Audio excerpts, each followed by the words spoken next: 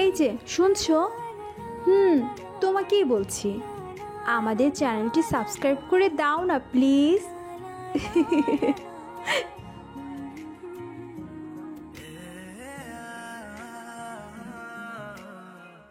সামনে স্ক্রিনে ভেসে উঠল একটি নামকরা কলেজের ছবি।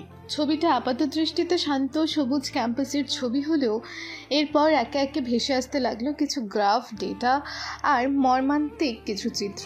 অতিরিক্ত ড্রাগস সেবনের কারণে হাসপাতালে ভর্তি হওয়া ছাত্রছাত্রী, ক্যাম্পাসের আশেপাশে সন্দেহজনক কার্যকলাপের স্থির চিত্র। ডেটাগুলো দেখাচ্ছিল কিভাবে গত 2 বছরে এই কলেজে ড্রাগের ব্যবহার মহামারী আকার ধারণ করেছে। সরকারি রিপোর্টে বলা হয়েছে কলেজে প্রায় অর্ধেক ছাত্রছাত্রী কোনো না কোনোভাবে এর সঙ্গে জড়িত, হয় ব্যবহারকারী হিসেবে অথবা সরবরাহকারী হিসাবে। কর্নেল জামান, যার মুখের প্রতিটি রেখায় অভিজ্ঞতা আর কঠোরতার ছাপ স্পষ্ট, শান্ত কিন্তু গম্ভীর কণ্ঠে ব্রিফিং শুরু করলেন। তার দৃষ্টি ঘরের প্রতিটি অফিসারের ওপর নিবদ্ধ। কর্নেল জামান শুরু করলেন, তার কণ্ঠস্বর ঘরের থমথমে ভাবকে আরও গভীর করে তুলল। জেন্টলম্যান, আমরা এখানে এক অত্যন্ত গুরুতর এবং সংবেদনশীল পরিস্থিতি নিয়ে আলোচনা করতে একত্রিত হয়েছি। পরিস্থিতি হাতের বাইরে চলে যাচ্ছে। আপনারা স্ক্রিনে দেখছেন, এটি কোনো বিচ্ছিন্ন ঘটনা নয়, একটি সম্পূর্ণ প্রজন্ম ধ্বংস হয়ে যাচ্ছে। তিনি একটি গভীর শ্বাস নিলেন। তার চোখগুলো যেন পর্দার ছবির গভীরে কি লুকানো আছে তা দেখছিল। আমাদের গোয়েন্দা রিপোর্ট অনুযায়ী এই পুরো নেটওয়ার্কটি একজন অত্যন্ত বুদ্ধিমান এবং ধুরন্ধর মাস্টারমাইন্ড দ্বারা পরিচালিত হচ্ছে। তারা ক্যাম্পাসের ভিতরেই লুকিয়ে আছে, নিজেদের আড়ালে রেখে কাজ করছে। এরপর স্ক্রিনে কিছু এনস্ক্রিপ্টেড কমিউনিকেশন প্যাটার্ন, অস্পষ্ট সিসিটিভি ফুটেজ এবং কিছু সন্দেহভাজন ব্যক্তির তালিকা দেখানো হলো। আরেকজন অফিসার, যিনি ইন্টেলিজেন্স উইংয়ের প্রধান, মেজর আনোয়ার বললেন, আমরা আমাদের সর্বোচ্চ চেষ্টা করেছি এই কিংকে চিহ্নিত করার। এর আগে সরকার, পুলিশ আর অন্যান্য পদ্ধতি দিয়ে ধরার চেষ্টা করেছে, কিন্তু প্রতিবারই তারা এক ধাপ এগিয়ে থেকেছে। মনে হয় যেন তারা আমাদের প্রতিটি পদক্ষেপ আগে থেকে জানে। তাদের নেটওয়ার্ক এতটাই ছড়ানো এবং সুরক্ষিত যে প্রচলিত পদ্ধতিতে এর মূল্যে পৌঁছানো সম্ভব হচ্ছে না। কর্নেল জামান আবারও কথা বললেন, আমরা আর অপেক্ষা করতে পারি না। প্রচলিত পদ্ধতি যখন ব্যর্থ, তখন আমাদের অপ্রচলিত পথে হাঁটতে হবে। আমাদের এমন কাউকে দরকার যারা শত্রুর একেবারে কেন্দ্রে প্রবেশ করতে পারবে, তাদের নিজেদের জগতে মিশে যেতে পারবে এবং ভেতর থেকে এই নেটওয়ার্ককে ভেঙে দিতে পারবে। তিনি ঘরের এক কোণে বসা দুজন তরুণ অফিসারের দিকে ইশারা করলেন। তারা ইউনিফর্মে ছিল না, কিন্তু তাদের বসার ভঙ্গি, চোখের স্থিরতা এবং মুখের দৃঢ়তা স্পষ্ট বলে দিচ্ছিল তাদের পরিচয়। একজন পুরুষ এবং একজন নারী, আশিক এবং মাইশা, বাংলাদেশ সেনাবাহিনীর প্যারা কমান্ডো, এলিট ফোর্সের সেরা দুজনের মধ্যে অন্যতম। কর্নেল জামান সরাসরি আশিক এবং মাইশার দিকে তাকিয়ে বললেন, ক্যাপ্টেন আশিক আহমেদ এবং লেফটেন্যান্ট মাইশা বেগম, আপনাদের এই মিশনের জন্য মনোনীত করা হয়েছে। এটি একটি অত্যন্ত বিপজ্জনক মিশন, সম্ভবত আপনাদের জীবনের সবচেয়ে কঠিন মিশন। আপনাদের পরিচয় গোপন রাখতে হবে। আপনাদের কমান্ডোর সত্তা সম্পূর্ণভাবে আড়াল করতে হবে। আশিক সামনে বসলো, তার চোখে কর্নেল জামানের দিকে কোনো ভয় বা দ্বিধা নেই, কেবল গভীর মনোযোগ। তার কণ্ঠস্বর শান্ত এবং দৃঢ়। আশিক বলল, স্যার, আমরা প্রস্তুত। তার কথায় কোনো উচ্চাকাঙ্ক্ষা ছিল না, কেবল পেশাদারি আনুগত্য। কর্নেল জামান মাইশার দিকে তাকালেন। মাইশা মাথা নাড়ালো, তার চোখেও একই দৃঢ়তা। মাইশা বলল, আমরা কমান্ড দেওয়ার অপেক্ষা আছি স্যার। তার কণ্ঠস্বর শান্ত হলেও তার ভেতরের ইস্পাত কঠিন দৃঢ়তা স্পষ্ট বোঝা গেল। কর্নেল জামান বললেন, ভালো। মিশন হলো ছদ্মবেশে ওই কলেজে প্রবেশ করা, সাধারণ ছাত্রছাত্রীর মতো জীবনযাপন করা, ডার্ক নেটওয়ার্কের মূল্যে পৌঁছানো এবং মাস্টারমাইন্ড কিপিংকে চিহ্নিত করে তাকে এবং তার পুরো নেটওয়ার্ককে ধ্বংস করা। তিনি ব্রিফিংয়ের বাকি অংশ ব্যাখ্যা করলেন। তাদের কভার স্টোরি, যোগাযোগ পদ্ধতি, ব্যাকআপ প্ল্যান সবকিছু বিশদে আলোচনা করা হলো। মিশনটি সম্পূর্ণভাবে আশিক ও মাইশার উপর নির্ভর করবে। বাইরে থেকে তাদের সাহায্য সীমিত হবে। কর্নেল জামান জোর দিয়ে বললেন, আপনারা সম্পূর্ণ একা, কেউ জানবে না আপনারা কে, আপনারা কি করছেন। কলেজের ভিতরে আপনাদের নিজস্ব নেটওয়ার্ক তৈরি করতে হবে, কিন্তু একই সাথে আপনাদের আসল পরিচয় যেন কোনোভাবেই ফাঁস না হয়। সামান্যতম ভুল সব শেষ করে দিতে পারে। ব্রিফিং শেষ হলো। ঘরের আলো জ্বলে উঠল। পরিবেশ কিছুটা হালকা হলেও চাপা উত্তেজনা রয়েই গেল। অফিসাররা একে একে ঘর থেকে বেরিয়ে যেতে শুরু করলো। আশিক আর মাইশা তখনও নিজেদের জায়গায় বসেছিল। কর্নেল জামান তাদের কাছে এগিয়ে এলেন। তার মুখের কঠোরতা কিছুটা নরম হলো। জানি এটা সহজ হবে না, কিন্তু দেশের এই পরিস্থিতিতে তোমাদের মতো অফিসারদের দরকার। তোমাদের উপর আমাদের সম্পূর্ণ আস্থা আছে। আশিক ও মাইশা স্যালিউট করলো। আশিক বলল, ধন্যবাদ স্যার। মাইশা জিজ্ঞেস করলো, স্যার, আমাদের ছদ্মবেশের বিস্তারিত তথ্য এবং সরঞ্জাম কখন পাবো? সব প্রস্তুত। আপনাদের নিজস্ব কোয়ার্টারে নিয়ে যাওয়া হবে। সেখানে আপনাদের নতুন পরিচয় আপনাদের বুঝিয়ে দেওয়া হবে। সময় খুব কম, আজ রাতের মধ্যেই আপনাদের নতুন জীবনে প্রবেশ করতে হবে। অন্ধকার ঘরটা পিনপতন নীরবতায় ডুবেছিল। কেবল সামনের স্ক্রিনের ফ্যাকাশে নীল আলোয় আলোকিত হচ্ছিল কয়েকটি দৃঢ় মুখ। বাতাসে একটা চাপা উত্তেজনা। এটা কোনো সাধারণ মিটিং ছিল না, সামরিক হেডকোয়ার্টারের গভীরে আয়োজিত এক বিশেষ ব্রিফিং সেশন। বাইরে হয়তো শহরের স্বাভাবিক ব্যস্ততা চলছিল, কিন্তু এই বদ্ধ ঘরের ভেতরে যে সিদ্ধান্তগুলো নেওয়া হয়েছে তা হয়তো পাল্টে দেবে বহু মানুষের জীবন। কিছুক্ষণের মধ্যে আশিক ও মাইশাকে হেডকোয়ার্টারের অন্য একটি অংশে নিয়ে যাওয়া হলো। এটি একটি বিশেষায়িত ইউনিট যা ছদ্মবেশ ধারণ এবং গোপন অপারেশনের জন্য প্রশিক্ষিত। সেখানে তাদের জন্য নতুন পোশাক, নতুন গ্যাজেট, এমনকি তাদের নতুন পরিচয়ের জন্য প্রয়োজনীয় কাগজপত্র প্রস্তুত ছিল। একটি প্রাইভেট রুমে আশিক এবং মাইশা একা হলো। ঘরের পরিবেশ ছিল নিরিবিলি। আশিক একটি চেয়ারে বসলো, লম্বা শ্বাস নিল। মাইশা তার পাশে এসে দাঁড়ালো। মাইশা শান্ত কণ্ঠে বলল, মিশন ইন্ট্রোটা বেশ কঠিন ছিল, তাই না? মনে হচ্ছে পরিস্থিতি যতটা ভেবেছিলাম তার চেয়ে অনেক বেশি খারাপ। আশিক মাথা নাড়ল, তার মুখে চিন্তার ছাপ। হ্যাঁ, অজানা কিংপিন, এই কথাটা আমার ভিতরে একটা ঠান্ডা স্রোত বয়ে দিচ্ছে। আমরা জানি না কে সে, কতটা ক্ষমতাধর বা তার নেটওয়ার্ক কতটা গভীরে। কিন্তু এইটাই চ্যালেঞ্জ। আশিক যদি সহজ হতো তাহলে হয়তো আমাদের এখানে আসার প্রয়োজন হতো না। প্যারা কমান্ডোর তো কঠিন চ্যালেঞ্জের জন্যই তৈরি করা হয়। আশিক মাইশার দিকে তাকালো। তাদের চোখাচোখি হলো। এই চোখাচোখিতে ছিল পারস্পরিক শ্রদ্ধা, বিশ্বাস এবং আসন্ন বিপদের মুখে একসাথে দাঁড়ানোর দৃঢ় সংকল্প। তাদের সম্পর্কটা ছিল সহকর্মী, বন্ধু এবং এর চেয়েও বেশি কিছু, যা হয়তো তারা নিজেরাও পুরোপুরি উপলব্ধি করেনি তখনও। আশিক বলল, কথাটা ঠিক বলেছ মাইশা, কিন্তু কলেজের ছাত্র সাজতে হবে ভাবলে একটু অদ্ভুত লাগছে। শেষবার আমি কলেজ ইউনিফর্ম পরেছিলাম প্রায় এক যুগ আগে। আমারও একই অবস্থা। ভাবো তো, লেকচার শুনতে হবে, অ্যাসাইনমেন্ট জমা দিতে হবে। কমান্ডো ট্রেনিংয়ের চেয়ে কঠিন মনে হচ্ছে। তাদের হালকা চালের কথোপকথনের আড়ালে ছিল চাপা টেনশন। তারা দুজনেই জানতো সামনে কি অপেক্ষা করছে। তাদের প্রতিটি পদক্ষেপ হিসাব করে ফেলতে হবে। কভার স্টোরিটা দেখেছিলেন? মন্দ নয়। এক শহর থেকে আসা কাজিন যার পড়াশোনার জন্য এখানে এসেছে।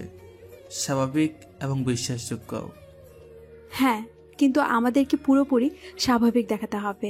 এটা সবচেয়ে কঠিন কাজ। আমাদের ভিতরে কমান্ডো সত্তাটাকে সম্পূর্ণ লুকিয়ে রাখতে হবে, কোনো পরিস্থিতিতেই যেন আমাদের প্রশিক্ষণ বা রিফ্লেকশন বেরিয়ে না আসে।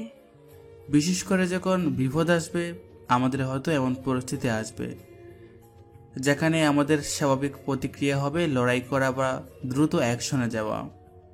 কিন্তু তখন আমাদের সাধারণ ছাত্রের মতো ভয় পেতে হবে, পালাতে হবে অথবা কর্তৃপক্ষের সাহায্য চাইতে হবে, কিংবা খুব বুদ্ধিমত্তার সাথে পরিস্থিতি সামাল দিতে হবে যেন কেউ সন্দেহ না করে। এটাই ছদ্মবেশের আসল চ্যালেঞ্জ। তাদের সামনে একটি টেবিলের ওপর কিছু পোশাক রাখা ছিল। T shirt, jeans, backpack, notebook, সাধারণ কলেজের ছাত্রছাত্রীদের জিনিসপত্র। মাইশা একটি টি শার্ট হাতে তুলে নিয়ে বলল, তাহলে সময় এসেছে আমাদের নতুন চামড়া পরার। তারা একে অপরের দিকে তাকালো। তাদের চোখে ছিল একটি চাপা বোঝাপড়া। এই মুহূর্ত থেকে তারা আর ক্যাপ্টেন আশিক আহমেদ বা লেফটেন্যান্ট মাইশা বেগম নয়। তারা হলো নতুন পরিচয়ের আড়ালে থাকা দুই গুপ্তচর। আশিক তার সামরিক পোশাক খুলতে শুরু করলো। মাইশাও একই কাজ করলো। ধীরে ধীরে তাদের সুশৃঙ্খল সামরিক পোশাকের জায়গায় স্থান নিল ক্যাজুয়াল কলেজ পোশাক। তাদের চুলের স্টাইল সামান্য পাল্টে দেওয়া হলো। চেহারায় কিছুটা ছোটোখাটো পরিবর্তন আনা হলো মেকআপ বা অন্য উপায়, যাতে তাদের সামরিক কঠোরতা কিছুটা হলেও কমে আসে। ছদ্মবেশ ধারণ করার সময় তাদের মধ্যে আবার কথা শুরু হলো। তাদের কথোপকথন ছিল পেশাগত, কিন্তু তাতে ব্যক্তিগত বিশ্বাস এবং নির্ভরশীলতার সুর ছিল। আশিক তার মনে আগের কোনো কঠিন মিশনের কথা মনে পড়ছিল। আশিক জিজ্ঞেস করলো, মনে আছে একবার আমাদের কার্গো প্লেনের দরজা হঠাৎ খুলে গিয়েছিল? মাইশা হালকা হাসল। কিভাবে ভুলি? মনে হচ্ছিল আমরা সোজাসুজি ধরা পড়ে গেছি, কিন্তু তুমি যেভাবে পরিস্থিতি সামলালে। আর তুমি যেভাবে দরজাটা বন্ধ হতে সাহায্য করেছিলে, সেই সময়টা প্রমাণ করেছিল আমরা একসাথে কতটা শক্তিশালী।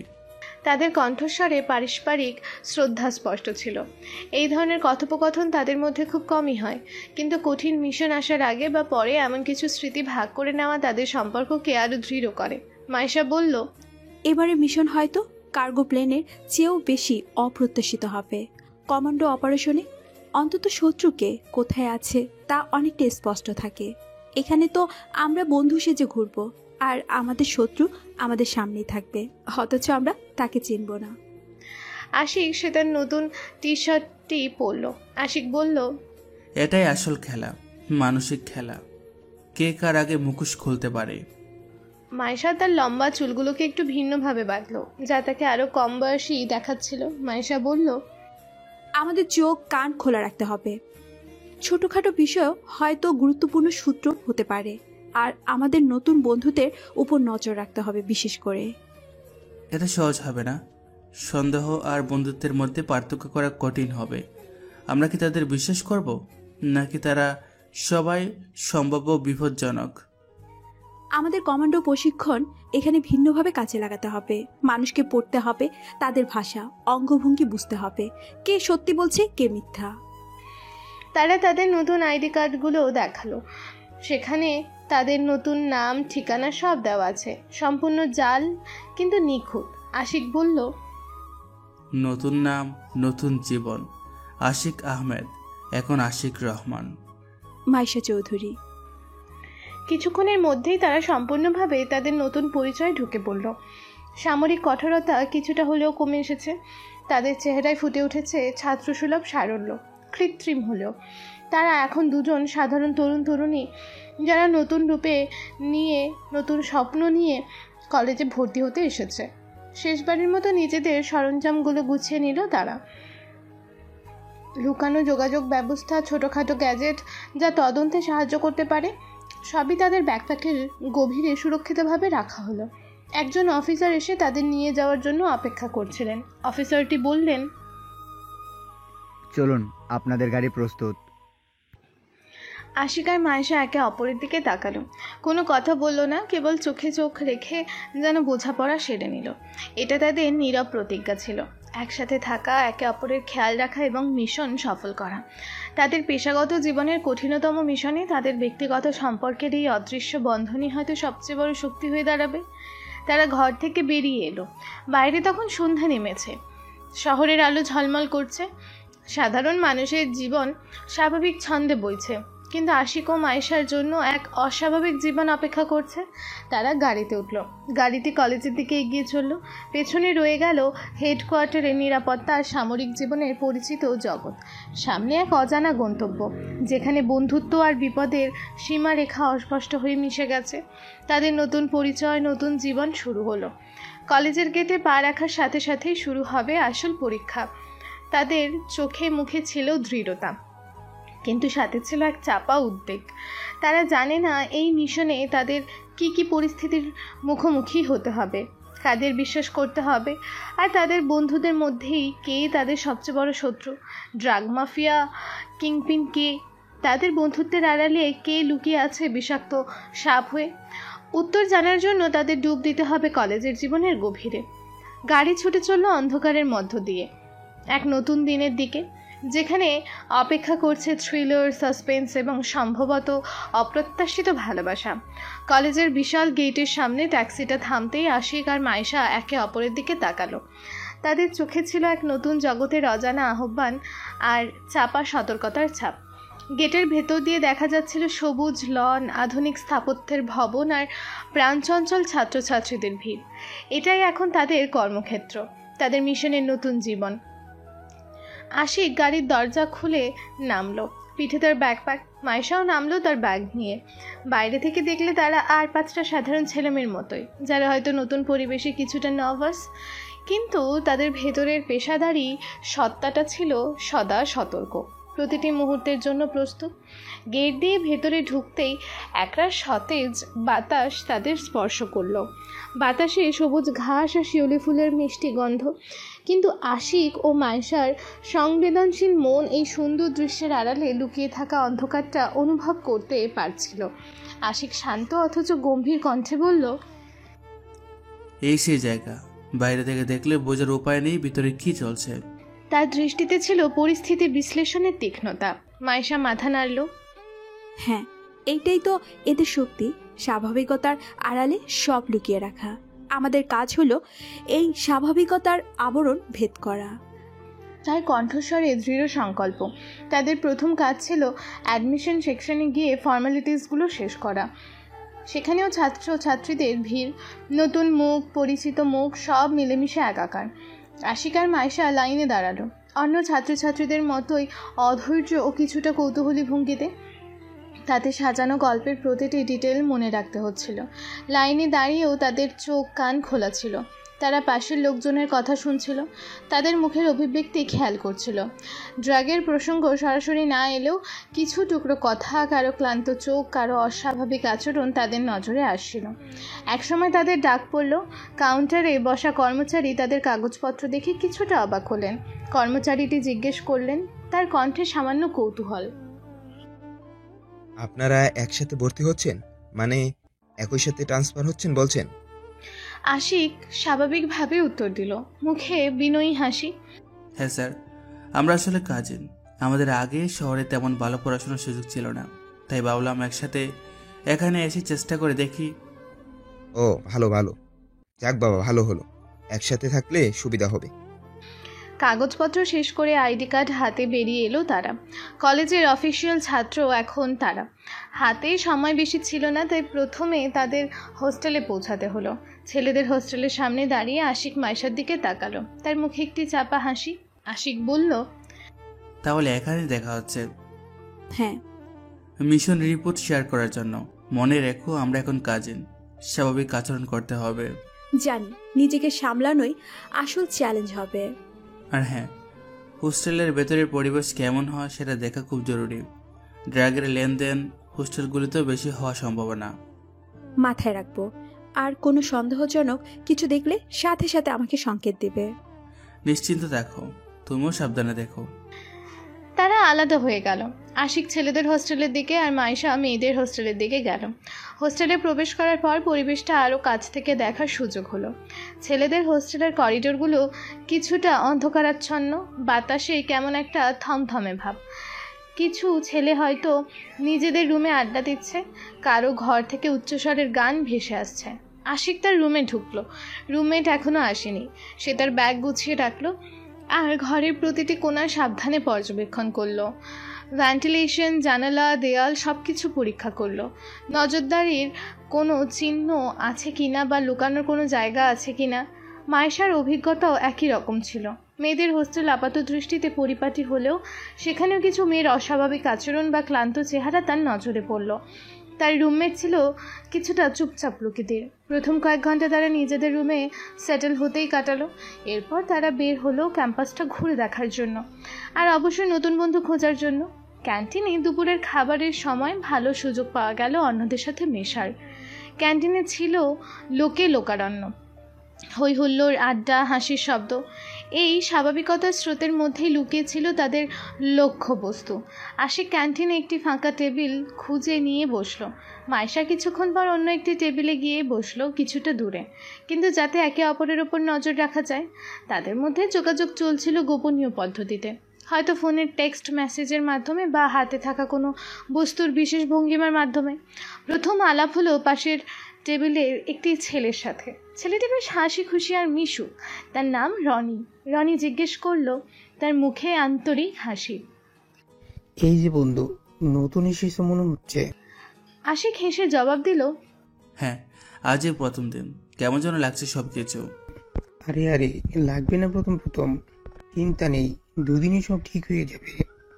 কোথায় দেখে আসছো? আশিক তার কভার স্টোরি বলল। রনি আগ্রহ নিয়ে শুনল আর কলেজের বিভিন্ন দিক নিয়ে কথা বলতে শুরু করলো।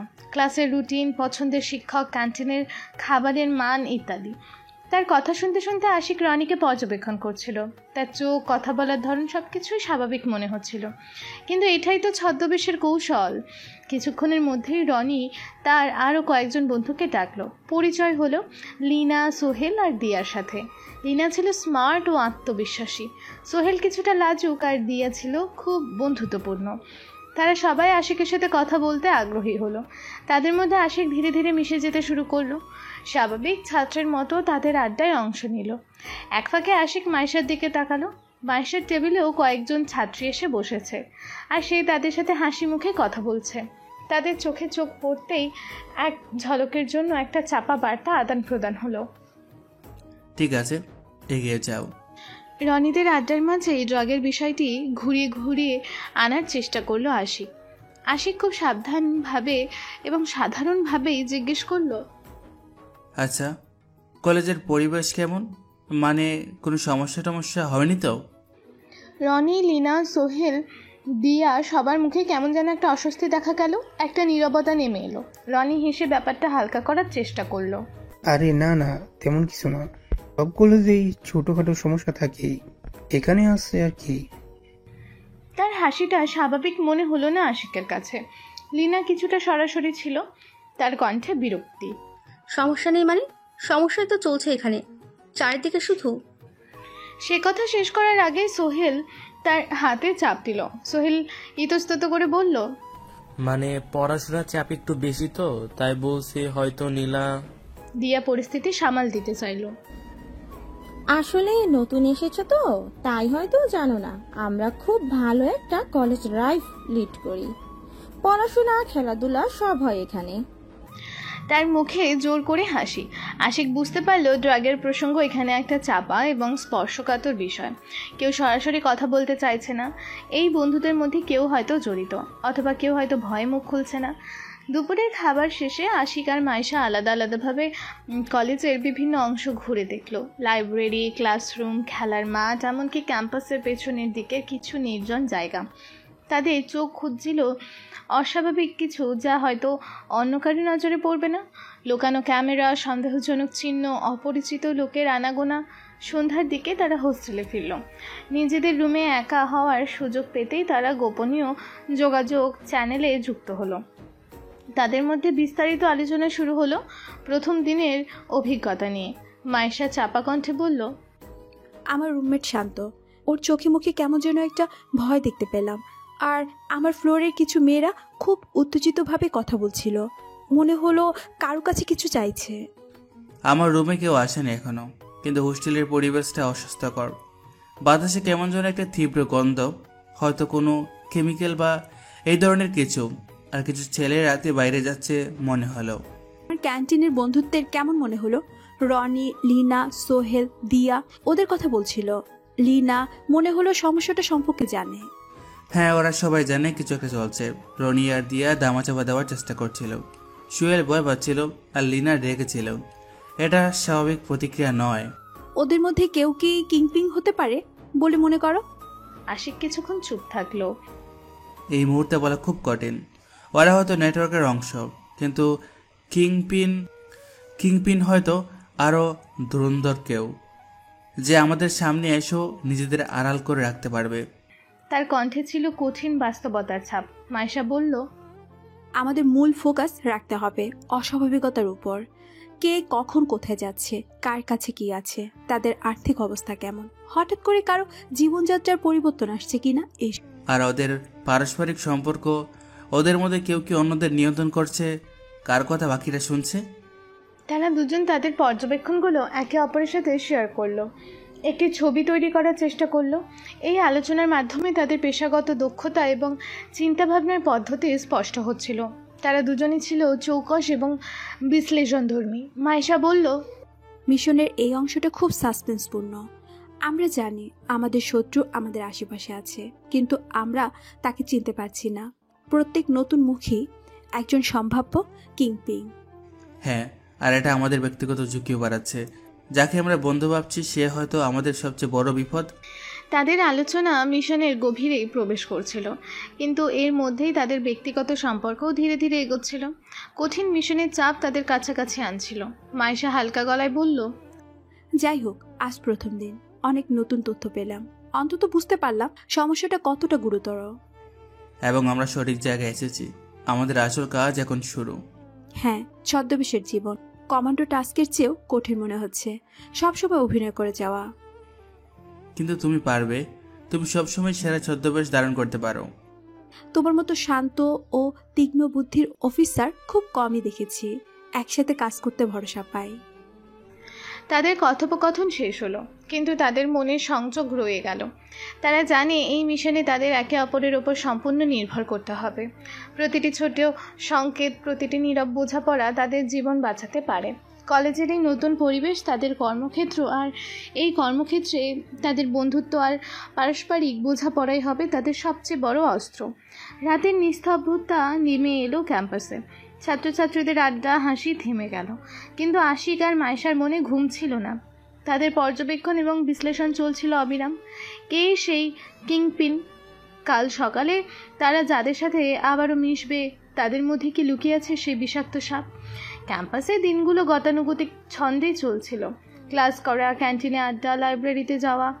আশিক আর মাইশা নিজেদের ছাত্র জীবনে পুরোপুরি মিশিয়ে ফেলতে সক্ষম হয়েছিল। বাইরে থেকে দেখলে বোঝার উপায় ছিল না যে এই দুজন আসলে এক গোপন মিশনে থাকা প্রশিক্ষিত কমান্ডো। কিন্তু এই স্বাভাবিকতার আড়ালেই তাদের আসল কাজ চলছিল নিরন্তর। প্রতিটি ক্লাসরুম, প্রতিটি করিডোর, প্রতিটি মুখ তাদের নজরদারির আওতায় ছিল। প্রথম সূত্রটা এলো অপ্রত্যাশিতভাবে। ক্যাম্পাসের পেছনের দিকে একটি পরিত্যক্ত বাড়ির পাশ দিয়ে যাওয়ার সময় আশিকের তীক্ষ্ণ দৃষ্টি একটা ভাঙা জানালার নিচে পড়ে থাকা ছোট্ট একটা প্যাকেটের ওপর পড়ল। সাধারণ মানুষের কাছে এটি হয়তো আবর্জনা মনে হতো, কিন্তু আশিকের প্রশিক্ষিত চোখ বুঝতে পারল এটিতে কিছু একটা অস্বাভাবিকতা আছে। সে অস্বাভাবিকভাবে হাঁটতে হাঁটতে প্যাকেটের পাশ দিয়ে গেল এবং কৌশলে সেটিকে পা দিয়ে আড়াল করে রাখল। পরে যখন আশেপাশে কেউ ছিল না, তখন সে দ্রুত প্যাকেটটি তুলে নিল। এটি ছিল ছোট্ট কালো রঙের প্লাস্টিক দিয়ে মোড়ানো। ভেতরে কি আছে তা বাইরে থেকে বোঝা যাচ্ছিল না। একটু দূরে দাঁড়িয়ে মাইশা ইশারা বুঝতে পারল। তারা দুজনেই দ্রুত সেখান থেকে সরে গেল, যেন কিছুই হয়নি। নির্জন একটি জায়গায় এসে তারা প্যাকেটটি পরীক্ষা করার সুযোগ পেল। মাইশা চাপা গলায় বলল, কি এটা? তার চোখে কৌতূহল ও সতর্কতা। আশিক প্যাকেটটি উল্টে পাল্টে দেখল। মনে হচ্ছে কোন রাগের নমুনা, অথবা হয়তো প্যাকেজিংয়ের কোনো অংশ। গন্ধটা চেনা মনে হচ্ছে। তার কণ্ঠস্বরে নিশ্চিন্ত। কমান্ডো ট্রেনিংয়ের সময় তারা বিভিন্ন ধরনের বিস্ফোরক ও রাসায়নিক পদার্থ সম্পর্কে প্রশিক্ষণ পেয়েছিল, যার মধ্যে ড্রাগও অন্তর্ভুক্ত ছিল। মাইশা বলল, তাহলে এটা একটা ড্রপ পয়েন্ট ছিল, কিংবা হয়তো হাত বদল হওয়ার সময় হাত থেকে পড়ে গেছে। জায়গাটা খুব নির্জন, ডিল করার জন্য আদর্শ। আশিক মাথা নাড়ল। ঠিক বলেছ। আর এখানকার আশেপাশের নজরদারিও কম। আমাদের এই জায়গাটার উপর নজর রাখতে হবে। তার পরিকল্পনা শুরু হয়ে গিয়েছিল। মাইশা প্রশ্ন তুলল, কিন্তু কে ফেলে গেল আর কার জন্য ফেলে গেল? আশিক প্যাকেট থেকে একটি ছোট্ট কাগজের টুকরো বের করলো। তাতে কিছু সাংকেতিক চিহ্ন বা সংখ্যা লেখা ছিল। হয়তো কোনো কোড বা পরিমাণ আর গ্রাহকের আইডি। এটা আমাদের প্রথম শক্ত সূত্র। তাহলে এখন কি প্ল্যান? মাইশা জিজ্ঞেস করলো। তাদের মধ্যে পেশাদারি আলোচনা শুরু হয়ে গেল। ছদ্মবেশের আড়ালে তাদের আসল পরিচয় বেরিয়ে আসছিল। আশিক বলল, আমাদের এই জায়গাটা পর্যবেক্ষণ করতে হবে।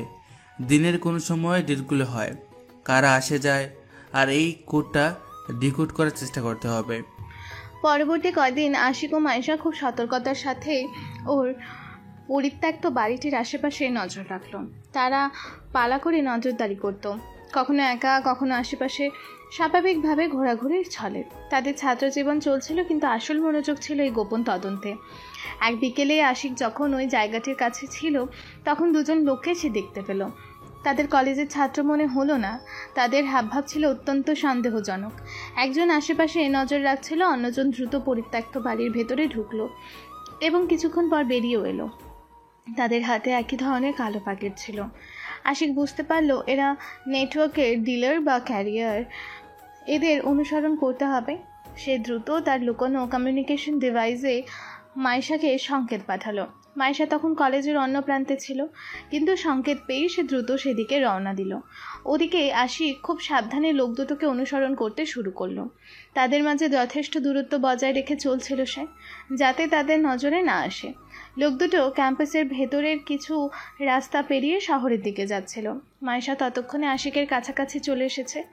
সেও দূর থেকে অনুসরণ শুরু করলো। তাদের মধ্যে চাপা কথোপকথন চলছিল কমিউনিকেশন ডিভাইসের মাধ্যমে। আশিক, আমি তোমার পেছনে আছি, ওদের ফলো করছি। ভালো করেছো মাইশা। আশিক জবাব দিল। তার কণ্ঠস্বর ছিল শান্ত, কিন্তু তার অ্যাড্রেনালিন হ্রাস করছিল। ওরা শহরের দিকে যাচ্ছে মনে হচ্ছে, কোনো নির্দিষ্ট জায়গায় ডেলিভারি দিতে যাচ্ছে হয়তো। কিভাবে এগোবো যদি ধরা পড়ি? না, ধরা নয়, এখন আমাদের জানতে হবে ওরা কার কাছে যাচ্ছে, মূলত নেটওয়ার্কটা কোথায়। এখন শুধু ফলো করো, বেশি ঝুঁকি নেবে না। তার নির্দেশ স্পষ্ট ছিল, কিন্তু পরিস্থিতি হঠাৎই বিপজ্জনক হয়ে উঠল। লোক দুটো একটি জনবহুল রাস্তা থেকে হঠাৎ একটি গলিতে ঢুকে পড়ল। গলিটা ছিল সরু এবং অন্ধকার। আশিক যখন গলির মুখে পৌঁছালো তখন দেখলো লোক দুটো দাঁড়িয়ে আছে, আর তাদের সাথে আরও দুজন লোক যোগ দিয়েছে। তাদের হাতে কিছু একটা ছিল যা আশিককে মুহূর্তেই সতর্ক করে দিল। আশিক চাপা গলায় বলল, মাইশা, বিপদ, ওরা থেমে গেছে, আর ওদের সাথে আরও লোক আছে মনে হচ্ছে। পিছু হাঁটো, ওরা বুঝতে পেরেছে। কিন্তু ততক্ষণে দেরি হয়ে গিয়েছিল। গলির ভেতরের লোকগুলো আশিককে দেখে ফেলেছিল। তাদের একজন পকেট থেকে ছুরি বের করলো। আশিক বুঝতে পারলো পালানোর উপায় নেই। ছদ্মবেশের আড়ালে থাকা কমান্ডো সত্তাটা জেগে উঠল, কিন্তু সে তার আসল দক্ষতা পুরোপুরি ব্যবহার করতে পারবে না। তাকে এমনভাবে পরিস্থিতি সামাল দিতে হবে যাতে মনে হয় সে একজন সাধারণ ছাত্র, যে ভুল করে বিপজ্জনক জায়গায় চলে এসেছে। একজন লোক কর্কশ গলায় জিজ্ঞেস করলো, কে তুমি? পিছু নিচ্ছ কেন? আশিক সাধারণ ছাত্রের মতো ভয় পাওয়ার ভঙ্গি করলো। না না, আমি রাস্তা ভুল করে ফেলেছি, আমি। কিন্তু লোকগুলো বিশ্বাস করলো না। তারা আশিকের দিকে এগিয়ে আসতে লাগলো। পরিস্থিতি ক্রমশ খারাপ হচ্ছিল। ঠিক সেই মুহূর্তে মাইশা গলির অন্য মুখ দিয়ে ছুটে এলো। সে জানতো আশিক বিপদে আছে, তার মনে ভয় ছিল, কিন্তু কমান্ডো হিসেবে পরিস্থিতি সামাল দেওয়ার প্রশিক্ষণ তার ছিল। মাইশা চিৎকার করে উঠল, আশিক! সে লোকগুলোর মনোযোগ নিজের দিকে ঘোরানোর চেষ্টা করলো। লোকগুলো মোমেন্টারিলি মাইশার দিকে ঘুরে তাকালো। এই সুযোগটাই আশিক চেয়েছিল। সে দ্রুত একজন লোকের পেটে লাথি মারল, কিন্তু পুরো শক্তি ব্যবহার করলো না, যাতে মনে হয় সে আত্মরক্ষার চেষ্টা করছে। কোনো প্রশিক্ষিত যোদ্ধা নয়। একটি আর্তনাদ করে বসে পড়ল। বাকি লোকগুলো আশিকের ওপর ঝাঁপিয়ে পড়তে এলো। আশিক তাদের আক্রমণ প্রতিহত করার চেষ্টা করলো, কিন্তু নিজেকে খুব বেশি রক্ষা করলো না, যাতে আঘাত পাওয়ার ভঙ্গিটা বিশ্বাসযোগ্য হয়। মাইশা ততক্ষণেই কাছাকাছি চলে এসেছে। সেও আত্মরক্ষার ভঙ্গি করে লোকগুলোর সাথে ধাক্কাধাক্কি শুরু করলো, কিন্তু সাবটলি তাদের দুর্বল জায়গায় আঘাত হানছিল, যাতে তারা নিয়ন্ত্রণ হারায়। তাদের মধ্যে চাপা ফিসফিসানি চলছিল। মাইশা চাপা গলায় বলল, ডান দিকে আশিক, ওদের অন্যদিকে ঘোরানোর চেষ্টা করো। আমি দেখছি। একজন লোকের হাত চেপে ধরে তাকে নিজের দিকে টেনে নিয়ে অন্য লোকের দিকে ধাক্কা মারল। এই পুরো সময়টা তাদের কঠিন লড়াই চলছিল। তারা তাদের শরীরের আসল শক্তি এবং দক্ষতা লুকিয়ে রাখছিল, কেবল ততটুকুই ব্যবহার করছিল যা একজন সাধারণ ছাত্র আত্মরক্ষার জন্য করতে পারে। ঘুষি, লাথি, ধস্তাধস্তি সব কিছুই ছিল নিয়ন্ত্রিত, কিন্তু ঝুঁকিটা ছিল মারাত্মক। যদি লোকগুলো বুঝতে পারতো তারা সাধারণ নয়, তাহলে পরিস্থিতি আরও ভয়াবহ হতে পারত। এক পর্যায়ে লোকগুলোর একজন মাইশার দিকে হিংস্রভাবে তেড়ে এলো। মাইশা আত্মরক্ষার জন্য হাত তুলল। ঠিক তখনই আশিক দ্রুত সরে এসে লোকটিকে ধাক্কা মেরে সরিয়ে দিল। আশিক চিৎকার করে উঠল, সাবধানে মাইশা। তার কণ্ঠে ছিল উদ্বেগ। এই মুহূর্তে তাদের ব্যক্তিগত অনুভূতি বেরিয়ে আসছিল। মাইশার চোখেও ছিল একই রকম উদ্বেগ আশিকের জন্য। তাদের পেশাগত সম্পর্ক কঠিন পরিস্থিতিতে ভালোবাসার রূপ নিচ্ছিল। একসাথে লড়াই করা, একে অপরের জীবন বাঁচানো, এই মুহূর্তগুলো তাদের বন্ধনকে আরও শক্তিশালী করে তুলছিল। কিছুক্ষণে ধস্তাধস্তির পর আশিক আর মাইশা বুঝতে পারলো বেশি সময় এভাবে থাকা যাবে না। আশেপাশের লোকজন জড়ো হতে শুরু করেছিল। পুলিশ আসার আগেই তাদের সরে পড়তে হবে। কৌশলে লোকগুলোকে ব্যস্ত রেখে আশিক মাইশার হাত ধরে টান দিল, চলো মাইশা, এখন নয়। তারা দুজন একসাথে গলি থেকে বেরিয়ে জনবহুল রাস্তার দিকে দৌড় দিল। পেছনের লোকগুলো হয়তো তাদের কিছু নেওয়ার চেষ্টা করছিল, কিন্তু ভিড়ের মধ্যে তারা মিশে গেল। একটি নিরাপদ দূরত্বে এসে তারা একটা ফাঁকা জায়গায় দাঁড়ালো। দুজনেই হাঁপাচ্ছিল, পোশাক এলোমেলো, হাতে পায়ে সামান্য আঘাত লাগলো, কিন্তু তাদের চোখ একে অপরের ওপর নিবদ্ধ ছিল। আশিক অস্থির কণ্ঠে জিজ্ঞেস করলো মাইশার হাত ধরে, তার চোখে গভীর উদ্বেগ। তুমি ঠিক আছো? মাইশা মাথা নাড়ল, শ্বাস নেওয়ার চেষ্টা করে। তার চোখেও একই রকম উদ্বেগ। হ্যাঁ ঠিক আছি, তুমি? বেশি লাগেনি তো? তার হাত আশিকের জামার কলার ঠিক করে দিতে ব্যস্ত হলো, যা ধস্তাধস্তিতে এলোমেলো হয়ে গিয়েছিল। আশিক মাইশার হাত ধরে রাখলো শক্ত করে। এই মুহূর্তে কোনো শব্দ না হলেও তাদের স্পর্শে অনেক অব্যক্ত কথা ছিল। বিপদের মুখে একে অপরের পাশে থাকা, একে অপরের জন্য চিন্তা করা, এটাই ছিল তাদের ভালোবাসার প্রথম বাস্তব পরীক্ষা। আশিক বলল, তার কণ্ঠে কৃতজ্ঞতা, তুমি না থাকলে হয়তো সমস্যা হতো। আর তুমি না থাকলে হয়তো আমি ওদের সামলাতে পারতাম না। আমরা একসাথে ছিলাম বলি এটা সম্ভব হলো। তাদের কথাগুলো ছিল সহজ, কিন্তু তার গভীরতা অনেক।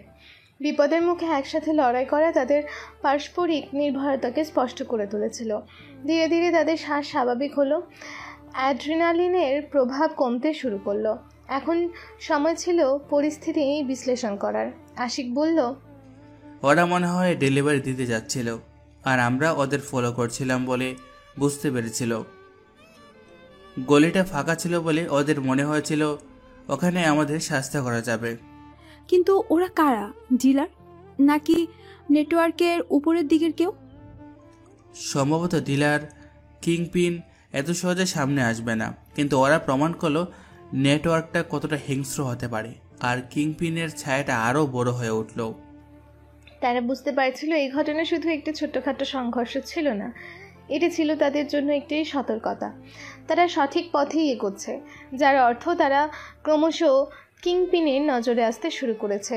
যদিও কিংপিন হয়তো এখনো জানে না কারা তাদের পিছু নিয়েছে। মাইশা জিজ্ঞেস করলো, কোডটা মনে আছে? হ্যাঁ, আর লোকগুলোর চেহারাও।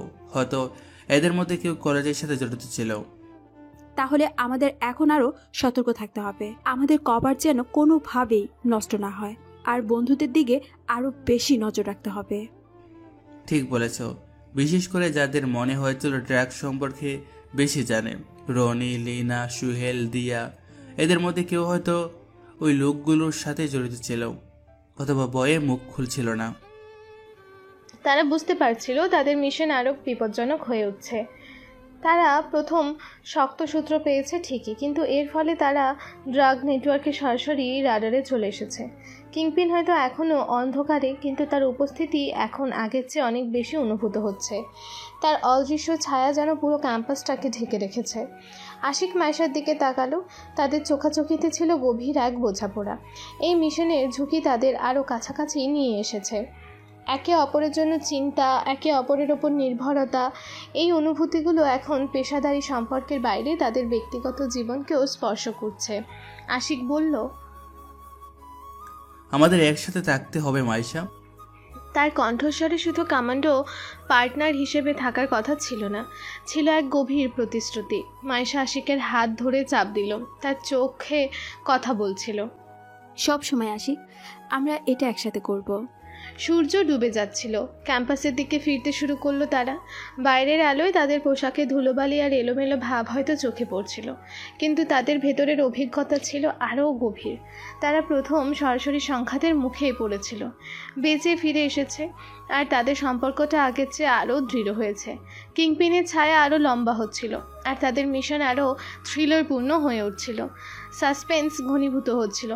পরের পদক্ষেপ কী হবে? সেই অদৃশ্য শত্রু কে?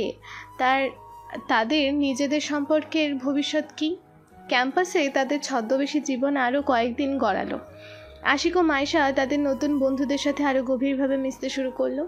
রনি, লিনা, সোহেল, দিয়া, এদের সাথে সময় কাটাতে কাটাতে তারা বুঝতে পারছিল ড্রাগ সমস্যাটা কতটা গভীরে প্রবেশ করেছে। কারো চোখে মুখে সব সময় একটা ভয় বা অস্থিরতা, কারো পকেটে হঠাৎ করে মোটা অঙ্কের টাকা, কারো পড়াশোনায় সম্পূর্ণ অমনোযোগিতা, ক্লাসে বসে ঝিমঝিমানি, কারো চোখ লাল হয়ে থাকে। এই বিষয়গুলো তাদের নজরে আসছিল। তারা বন্ধুদের বিশ্বাস করার চেষ্টা করছিল, কিন্তু তাদের কমান্ডো মন সবসময় সতর্ক সংকেত দিচ্ছিল। সেই বিপজ্জনক পরিস্থিতির পর আশিক ও মাইশার সম্পর্কটা আরও কিছুটা দৃঢ় হয়েছিল। মৃত্যুর মুখ থেকে একসাথে ফিরে আসা তাদের পারস্পরিক বিশ্বাস ও নির্ভরতাকে অন্য উচ্চতায় নিয়ে গিয়েছিল।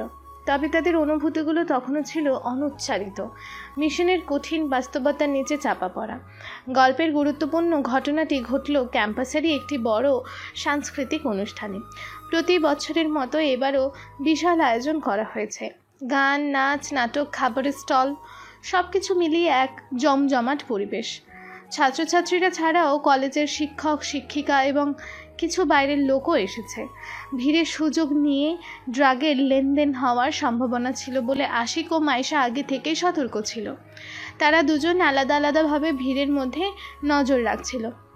অনুষ্ঠান প্রায় শেষ হওয়ার দিকে হঠাৎ করেই পেছনের একটি গেটের কাছ থেকে চিৎকার চেঁচামেচির শব্দ ভেসে এলো।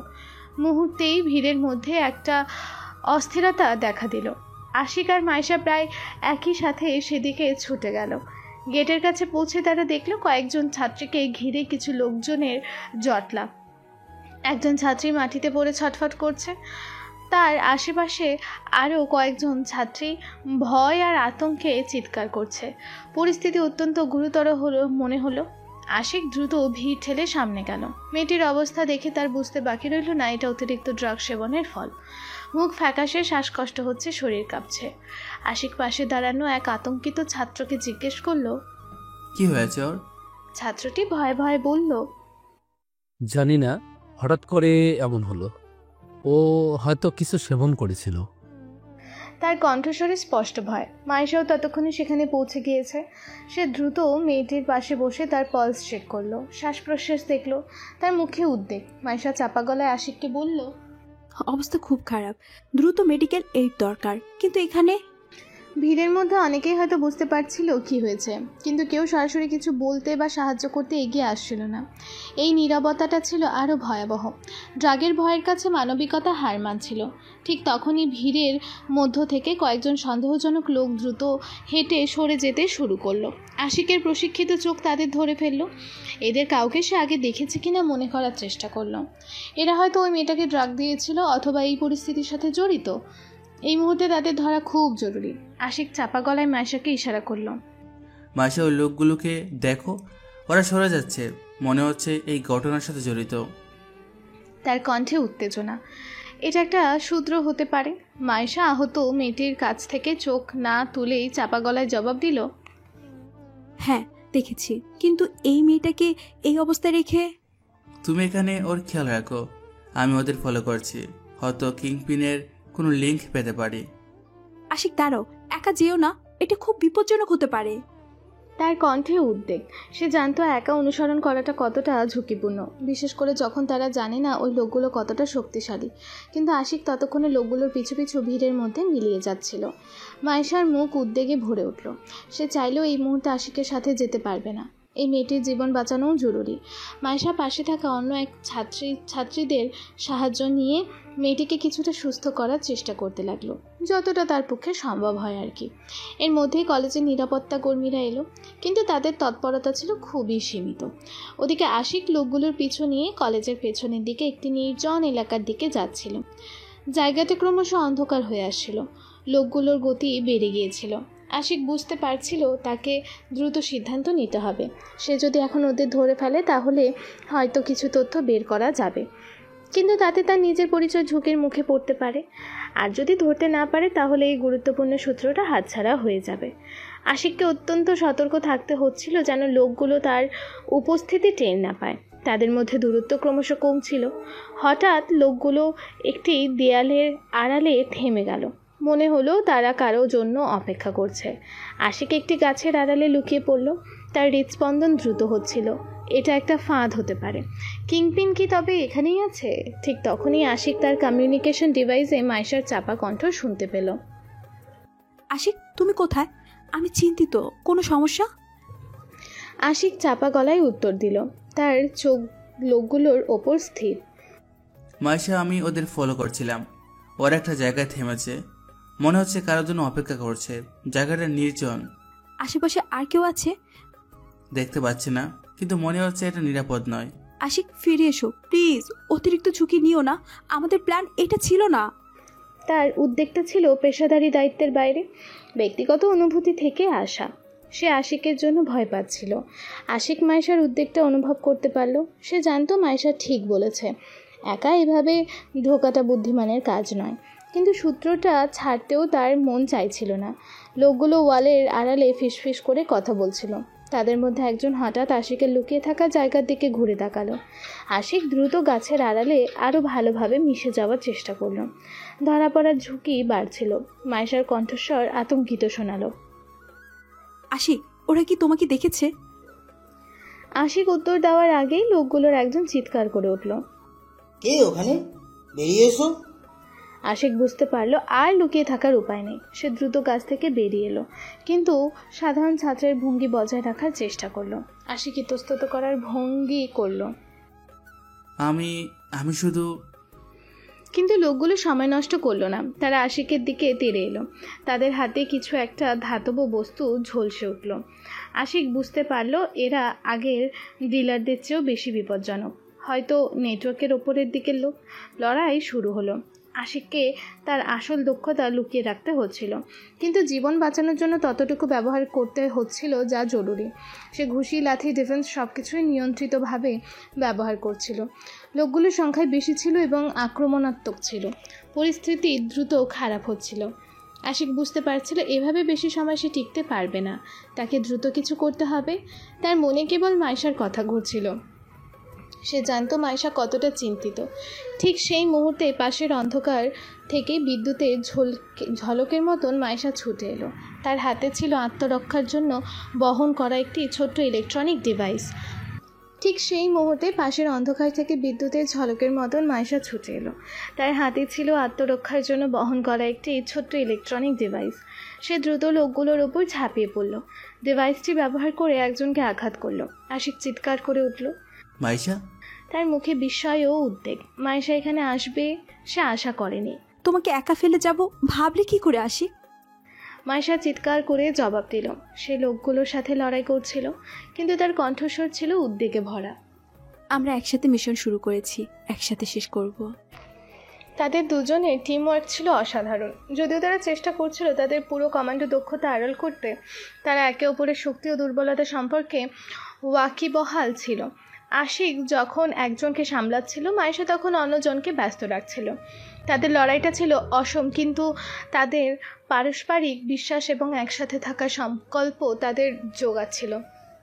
এই চরম বিপদের মুহূর্তে যখন তাদের জীবন ঝুঁকির মুখে, আশিক মাইশার চোখে দেখতে পেল তার জন্য গভীর ভালোবাসা আর চিন্তা। মাইশার চোখেও ছিল আশিকের জন্য একই রকম অনুভূতি। মৃত্যুর কাছাকাছি এসে তাদের অনুভূতির দেয়ালগুলো ভেঙে পড়ছিল। আশিক নির্দেশ দিল, ডান দিকে পালাতে হবে। তারা লোকগুলোর আক্রমণ প্রতিহত করতে করতে পেছনের দিকে সরে যেতে শুরু করলো। রাতের অন্ধকারে পথ দেখা কঠিন ছিল। লোকগুলো তাদের পিছু ছাড়ছিল না। ধাওয়ার এক পর্যায়ে তারা একটি ছোট্ট ঝোপের আড়ালে এসে পড়ল। লোকগুলো তাদের খুঁজে বেড়াচ্ছিল।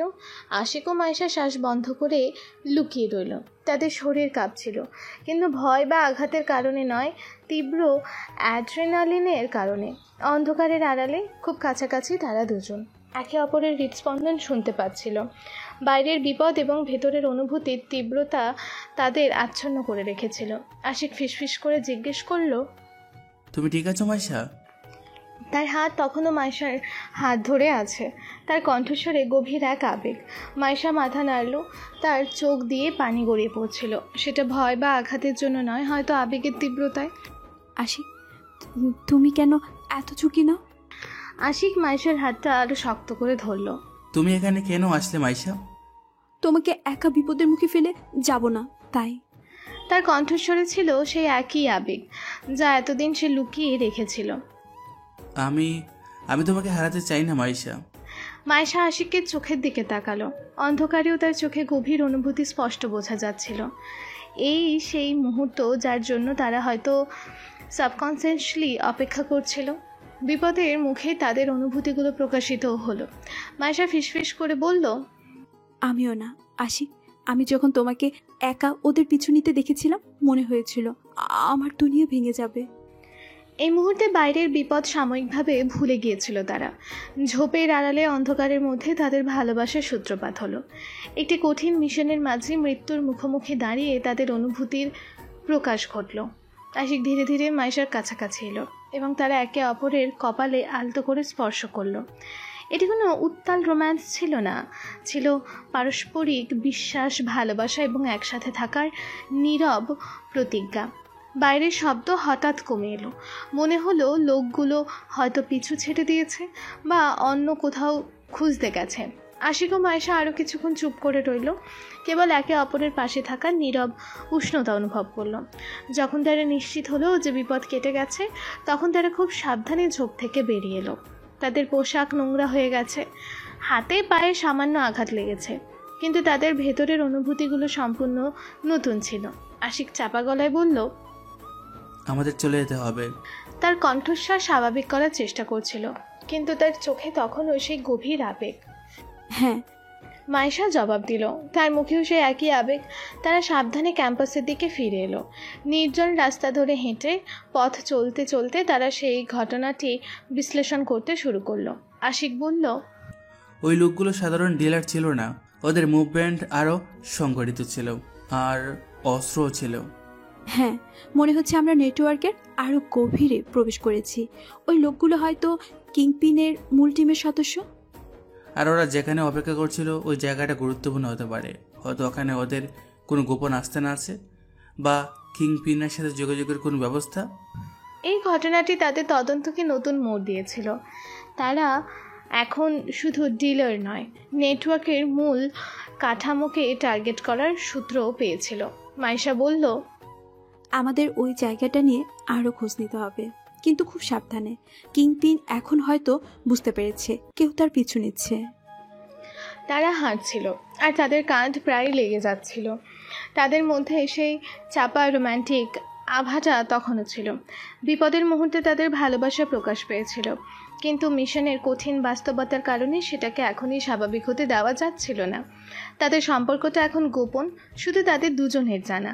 হোস্টেলের কাছাকাছি এসে তারা আবারও আলাদা হয়ে গেল, সাধারণ বন্ধু বা কাজিনের মতো বিদায় নিয়ে। কিন্তু তারা জানতো আজ রাতে তাদের মধ্যে কী ঘটে গেছে। তাদের জীবন আগের মতো থাকবে না। মিশন আরও বিপজ্জনক হয়ে উঠেছে, আর তাদের ব্যক্তিগত সম্পর্কও এক নতুন পথে মোড় নিয়েছে। আশিক তার রুমে ফিরে এলো, মাইশা তার রুমে। বাইরে সব স্বাভাবিক মনে হলেও তাদের ভেতরের জগৎ তোলপাড় চলছিল। ভালোবাসার অনুভূতি এবং আসন্ন বিপদের থ্রিলার সব কিছু মিলে মিশে এক নতুন অধ্যায় শুরু হয়েছিল। কিংপিনের ছায়া আরও বড় ও স্পষ্ট হচ্ছিল, আর আশিক ও মাইশা তাদের নতুন সম্পর্ক নিয়ে সেই অন্ধকারের দিকে এগিয়ে যাচ্ছিল। কলেজের জীবন স্বাভাবিক নিয়মে চলছিল বটে, কিন্তু আশিক আর মাইশার কাছে প্রতিটি মুহূর্ত ছিল এক অদৃশ্য যুদ্ধের অংশ। তারা এখন শুধু ড্রাগ নেটওয়ার্কের সন্ধানই করছিল না, তারা বুঝতে পারছিল যে তাদের প্রতিটি পদক্ষেপ নজরদারিতে আছে। আর তাদের সম্পর্কটা, সেটা পেশাদারি দায়িত্ব আর ব্যক্তিগত অনুভূতির এক জটিল মিশ্রণে রূপ নিয়েছিল। হোস্টেলের ছাদে রাতের অন্ধকারে আশিক ও মাইশা মিলিত হয়েছে। তাদের গোপন যোগাযোগের এটি একটি নিরাপদ জায়গা।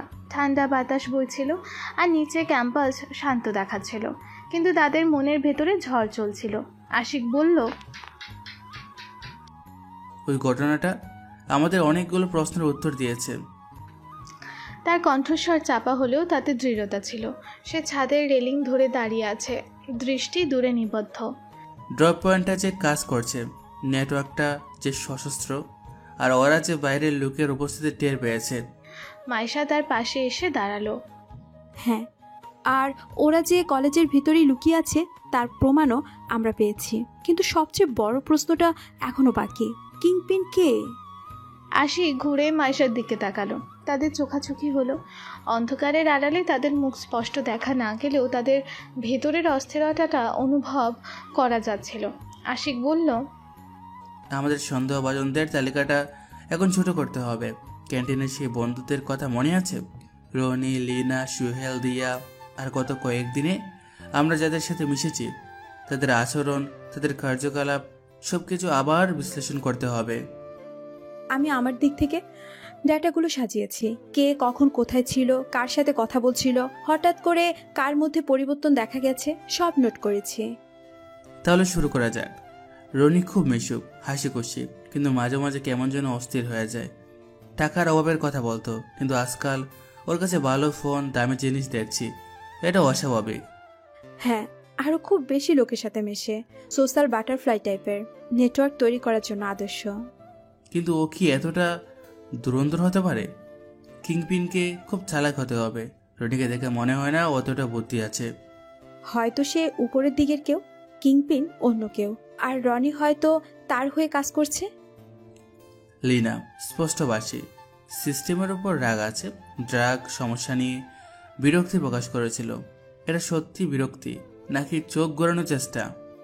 ওকে দেখে মনে হয় প্রতিবাদী, কিন্তু প্রতিবাদী মানুষও অনেক সময় পরিস্থিতির শিকার হয়ে ভুল পথে পা বাড়ায়। ওর আর্থিক অবস্থা তেমন ভালো নয় বলে জানি। সোহেল খুব শান্ত লাজুক, কিন্তু গতবার যখন আমরা ড্রাগের কথা তুললাম ও সবচেয়ে বেশি ভয় পেয়েছিল। ভয়ে মুখ বন্ধ করে রেখেছিল, নাকি নিজেই কিছু লুকাচ্ছিল? সোহেলকে দেখে মনে হয় ও এই জগতে থাকার মতো নয়। যদি জড়িত থাকে তাহলে হয়তো পরিস্থিতির শিকার, ওকে ব্যবহার করা হচ্ছে। আর দিয়া সবসময় পজিটিভ থাকার চেষ্টা করে, সমস্যাগুলো এড়িয়ে যেতে চায়। ওর এই এড়িয়ে যাওয়ার ভঙ্গিটা কি স্বাভাবিক? ওর পরিবার প্রভাবশালী। যদি নেটওয়ার্কটা কলেজের ভিতরে প্রভাবশালীদের সাথে যুক্ত থাকে তাহলে দিয়া একটা লিঙ্ক দিতে পারে। হয়তো সে নিজেও জানে না কিসের অংশ সে। তাদের আলোচনা চলল দীর্ঘক্ষণ ধরে। তারা একে একে পরিচিত প্রতিটি মুখকে বিশ্লেষণ করলো। তাদের বন্ধুত্ব, তাদের দুর্বলতা, তাদের কার্যকলাপ, সব কিছুর আড়ালে তারা খুঁজছিল কিংপিনের ছায়া। কে হতে পারে সেই ব্যক্তি যে এত বড় একটা নেটওয়ার্ককে গোপন পরিচালনা করছে? আশিক একটা দীর্ঘশ্বাস ফেলে বলল, তালিকাটা বেশ বড় হয়ে যাচ্ছে, আর সবচেয়ে কঠিন হলো এরা সবাই আমাদের বন্ধু। এদের উপর সন্দেহ করাটা খুব কষ্টের। জানি, কিন্তু এটাই আমাদের মিশন। সত্যিটা খুঁজে বের করতেই হবে, সেটা যতই কঠিন হোক না কেন। তাদের আলোচনার মাঝে কিছুক্ষণ নীরবতা নেমে এলো। কেবল রাতের ঠান্ডা বাতাস আর নিচে ক্যাম্পাসের চাপা শব্দ। এই নীরবতাটা শুধু পেশাদারি আলোচনা বিরতিই ছিল না, এটা ছিল তাদের ব্যক্তিগত অনুভূতিগুলোকে অনুভব করার মুহূর্ত। এর আগের ঘটনাটা তাদের ভেতরে যে পরিবর্তন এনেছে সেটা এখন সামনে এসে দাঁড়িয়েছে। আশিক মাইশার দিকে তাকালো, কথা শুরু করলো। গত রাতের পর আমার মনে হয় আমাদের সম্পর্কটা নিয়ে কথা বলা দরকার। তার কমান্ডো সত্তাটা এই ব্যক্তিগত আলোচনার সামনে কিছুটা অস্বস্তিতে পড়ছিল। মাইশা নরম গলায় বলল, আমি বুঝতে পারছি আশিক, আমারও মনে হয়েছে। আমরা জানি আমাদের সম্পর্কটা এখন পেশাদারি সীমার বাইরে চলে গেছে। তার চোখ মাইশার চোখে নিবদ্ধ। কিন্তু এই মিশনে আমরা একসাথে থাকতে পারি কিনা, বা থাকাটা ঠিক হবে কিনা, সেটা নিয়ে আমার মনে প্রশ্ন আসছে। তার কণ্ঠে উদ্বেগ। তাদের ভালোবাসাটা তাদের শক্তির উৎস বটে, কিন্তু একই সাথে এটা তাদের মিশনের সবচেয়ে বড় দুর্বলতাও হতে পারে। মাইশা আশিকের কাছাকাছি এলো, তার হাত আশিকের হাতের উপর রাখলো। আশিক, আমি জানি তুমি কি ভাবছো। এটা খুব ঝুঁকিপূর্ণ। আমাদের ব্যক্তিগত অনুভূতি আমাদের পেশাদারি সিদ্ধান্তের প্রভাব ফেলতে পারে, আমাদের ফোকাস নষ্ট হতে পারে। ঠিক তাই, যদি আমরা একে অপরের জন্য চিন্তা করতে গিয়ে কোনো ভুল করে ফেলি, যদি আমাদের আবেগের কারণে ধরা পড়ে যায়। কিন্তু অন্যদিকে ভাবো, আশিক এই সম্পর্কটা আমাদের শক্তিও যোগাচ্ছে। গতবার যখন বিপদে পড়েছিলাম তোমার কথা ভেবে আমি ছুটে গিয়েছিলাম, আর তুমিও হয়তো আমার জন্যই। তার কণ্ঠস্বর আবেগে কিছুটা ভারাক্রান্ত হয়ে উঠল। আমরা একে অপরের জন্য আরো বেশি সতর্ক থাকবো, একে অপরের ঢাল হব। আশিক মাইশার দিকে তাকালো, তার চোখে মাইশার প্রতি গভীর ভালোবাসা আর বিশ্বাস। মাইশা ঠিকই বলেছে, তাদের সম্পর্কটা ঝুঁকি বাড়ালেও সেটা তাদের মানসিক শক্তি এবং টিম ওয়ার্কের অবিশ্বাস্যভাবে বাড়িয়ে তুলছে। আশিক জিজ্ঞেস করলো, তাহলে আমরা কি সিদ্ধান্ত নিচ্ছি? আমরা কি আমাদের সম্পর্কটাকে আপাতত দূরে রাখবো, নাকি? মাইশা আশিকের হাত আরো শক্ত করে ধরল। আমরা এটাকে লুকিয়ে রাখবো, শুধু আমাদের দুজনের মধ্যে। বাহিরের পৃথিবীর কাছে আমরা এখানে শুধু কাজিন, মিশন পার্টনার। কিন্তু যখন আমরা একা থাকবো তখন আমরা আমারই থাকবো। এটা হয়তো কঠিন হবে, কিন্তু আমরা পারবো, কারণ আমরা একসাথে আছি। আশিকও মাইশার হাত ধরে চাপ দিল, তার মুখেও হাসি। এই কঠিন মিশনে মাইশার ভালোবাসা তার সবচেয়ে বড় অবলম্বন হয়ে উঠেছে। এই ঝুঁকিটা তারা একসাথে নেবে। আশিক বলল, তাহলে ঠিক আছে, আমরা এই ঝুঁকিটা নিচ্ছি একে অপরের জন্য, মিশনের জন্য। তারা আবারও নিজেদের পেশাদারি মোডে ফিরে এলো। রাতের নীরব ছাদে তাদের গোপন রোম্যান্স লুকিয়ে রইল। পরের দিনগুলো আরও সতর্কতার সাথে কাটতে লাগলো তারা। সন্দেহভাজন বন্ধুদের কার্যকলাপের ওপর নজর রাখা, ক্যাম্পাসের আনাচে কানাচে ড্রাগ নেটওয়ার্কের ছোট ছোট সূত্র খোঁজা চলছিল অবিরাম। তারা বুঝতে পারছিল তাদের সময় ফুরিয়ে আসছে। কিংপিন যে তাদের উপস্থিতি টের পেয়েছে তার প্রমাণও তারা পেতে শুরু করলো। কিছু ছোট ছোট ঘটনা ঘটল। তাদের আশেপাশে সন্দেহজনক লোকের ঘোরাঘুরি, তাদের হোস্টেলের সামনে অচেনা গাড়ির অপেক্ষা, আর তাদের অনলাইন কার্যকলাপের উপর অস্বাভাবিক নজরদারি। এই বিষয়গুলো আশিক ও মাইশাকে আরও সতর্ক করে তুলল। একদিন বিকেলে আশিক লাইব্রেরি থেকে বের হচ্ছিল। তখন একজন অচেনা লোক হঠাৎ তার পথ আটকে দাঁড়ালো। লোকটি ছিল ইন্টিমিডিয়েটিং, তার চোখে মুখে হুমকি। লোকটা কর্কশ গলায় জিজ্ঞেস করলো, তুমি কি এখানে নতুন? আশিক সাধারণ ছাত্রের মতন ইতস্তত করার ভঙ্গি করলো। হ্যাঁ, কেন বলুন তো? কিছু না, শুধু মনে হলো আগে দেখিনি তো তাই। আশিক বুঝতে পারলো এটা একটা পরীক্ষা, হয়তো কিংপিনের লোক। সে সাধারণ ছাত্রের মতন ভয় পাওয়ার ভঙ্গি করে দ্রুত সেখান থেকে চলে গেল। এই ঘটনাটি ছিল স্পষ্ট ইঙ্গিত, কিংপিন বা তার লোকেরা তাদের নজরে রেখেছে। একই রকম ঘটনাটি ঘটল মাইশার সাথে। ক্লাসের পর হোস্টেলে ফেরার পথে একটি মেয়ে হঠাৎ মাইশার পাশে এসে হাঁটতে লাগলো। মেয়েটি কলেজের ছাত্রী ছিল, কিন্তু মাইশা তাকে আগে দেখেনি। মেয়েটি ফিসফিস করে জিজ্ঞেস করলো, তুমি কি মাইশা? মাইশা সতর্ক হয়ে গেল। হ্যাঁ, তুমি কে? মেয়েটি আশেপাশে দেখে নিয়ে চাপা গলায় বলল, আমার নাম রিয়া। আমি আমি জানি তোমরা কারা আর কি করছো। মাইশা মুহূর্তেই বুঝতে পারলো পরিস্থিতি কতটা বিপজ্জনক। রিয়া কিভাবে জানলো? সে কি কিংপিনের লোক, নাকি সাহায্য করতে চাইছে? মাইশা স্বাভাবিক থাকার চেষ্টা করলো। আমি জানি না তুমি কি বলছো, আমি একজন সাধারণ ছাত্রী। না, তোমরা সাধারণ ছাত্রী নও। আমার ভাই এই নেটওয়ার্কের শিকার হয়েছে। আমি জানি ভেতরে কি চলে, আর আমি জানি তোমাদের মতো কেউ এসেছে এটা বন্ধ করতে। তার কণ্ঠে ছিল ডেসপারেশন। তাই এই মুহূর্তে মাইশাকে দ্রুত সিদ্ধান্ত নিতে হলো। এই মেয়েটিকে বিশ্বাস করা কি ঠিক হবে, নাকি এটা কিংপিনের পাতা ফাঁদ? মাইশা চাপা গলায় বলল, তুমি যদি আমাদের সাহায্য করতে চাও তাহলে আমাদের কথা মতো চলতে হবে। এখন আমার সাথে হাঁটো, কোনো অস্বাভাবিক কাজ করবে না। রিয়া মাথা নাড়ল, মাইশার সাথে হাঁটতে লাগলো। মাইশা সাবধানে রিয়াকে হোস্টেলের পেছনের দিকের একটি নির্জন জায়গায় নিয়ে গেল। সেখানে আশিক অপেক্ষা করছিল, যদি মাইশা কোনো বিপদে পড়ে। আশিক রিয়াকে দেখে কিছুটা অবাক হলো। মাইশার কাছ থেকে সে রিয়া সম্পর্কে সংকেত পেয়েছিল। আশিক জিজ্ঞেস করলো, কে এটা মাইশা? ও বলেছে ও জানে আমরা কারা, আর ও সাহায্য করতে চায়। রিয়া ভয়ে কাঁপছিল।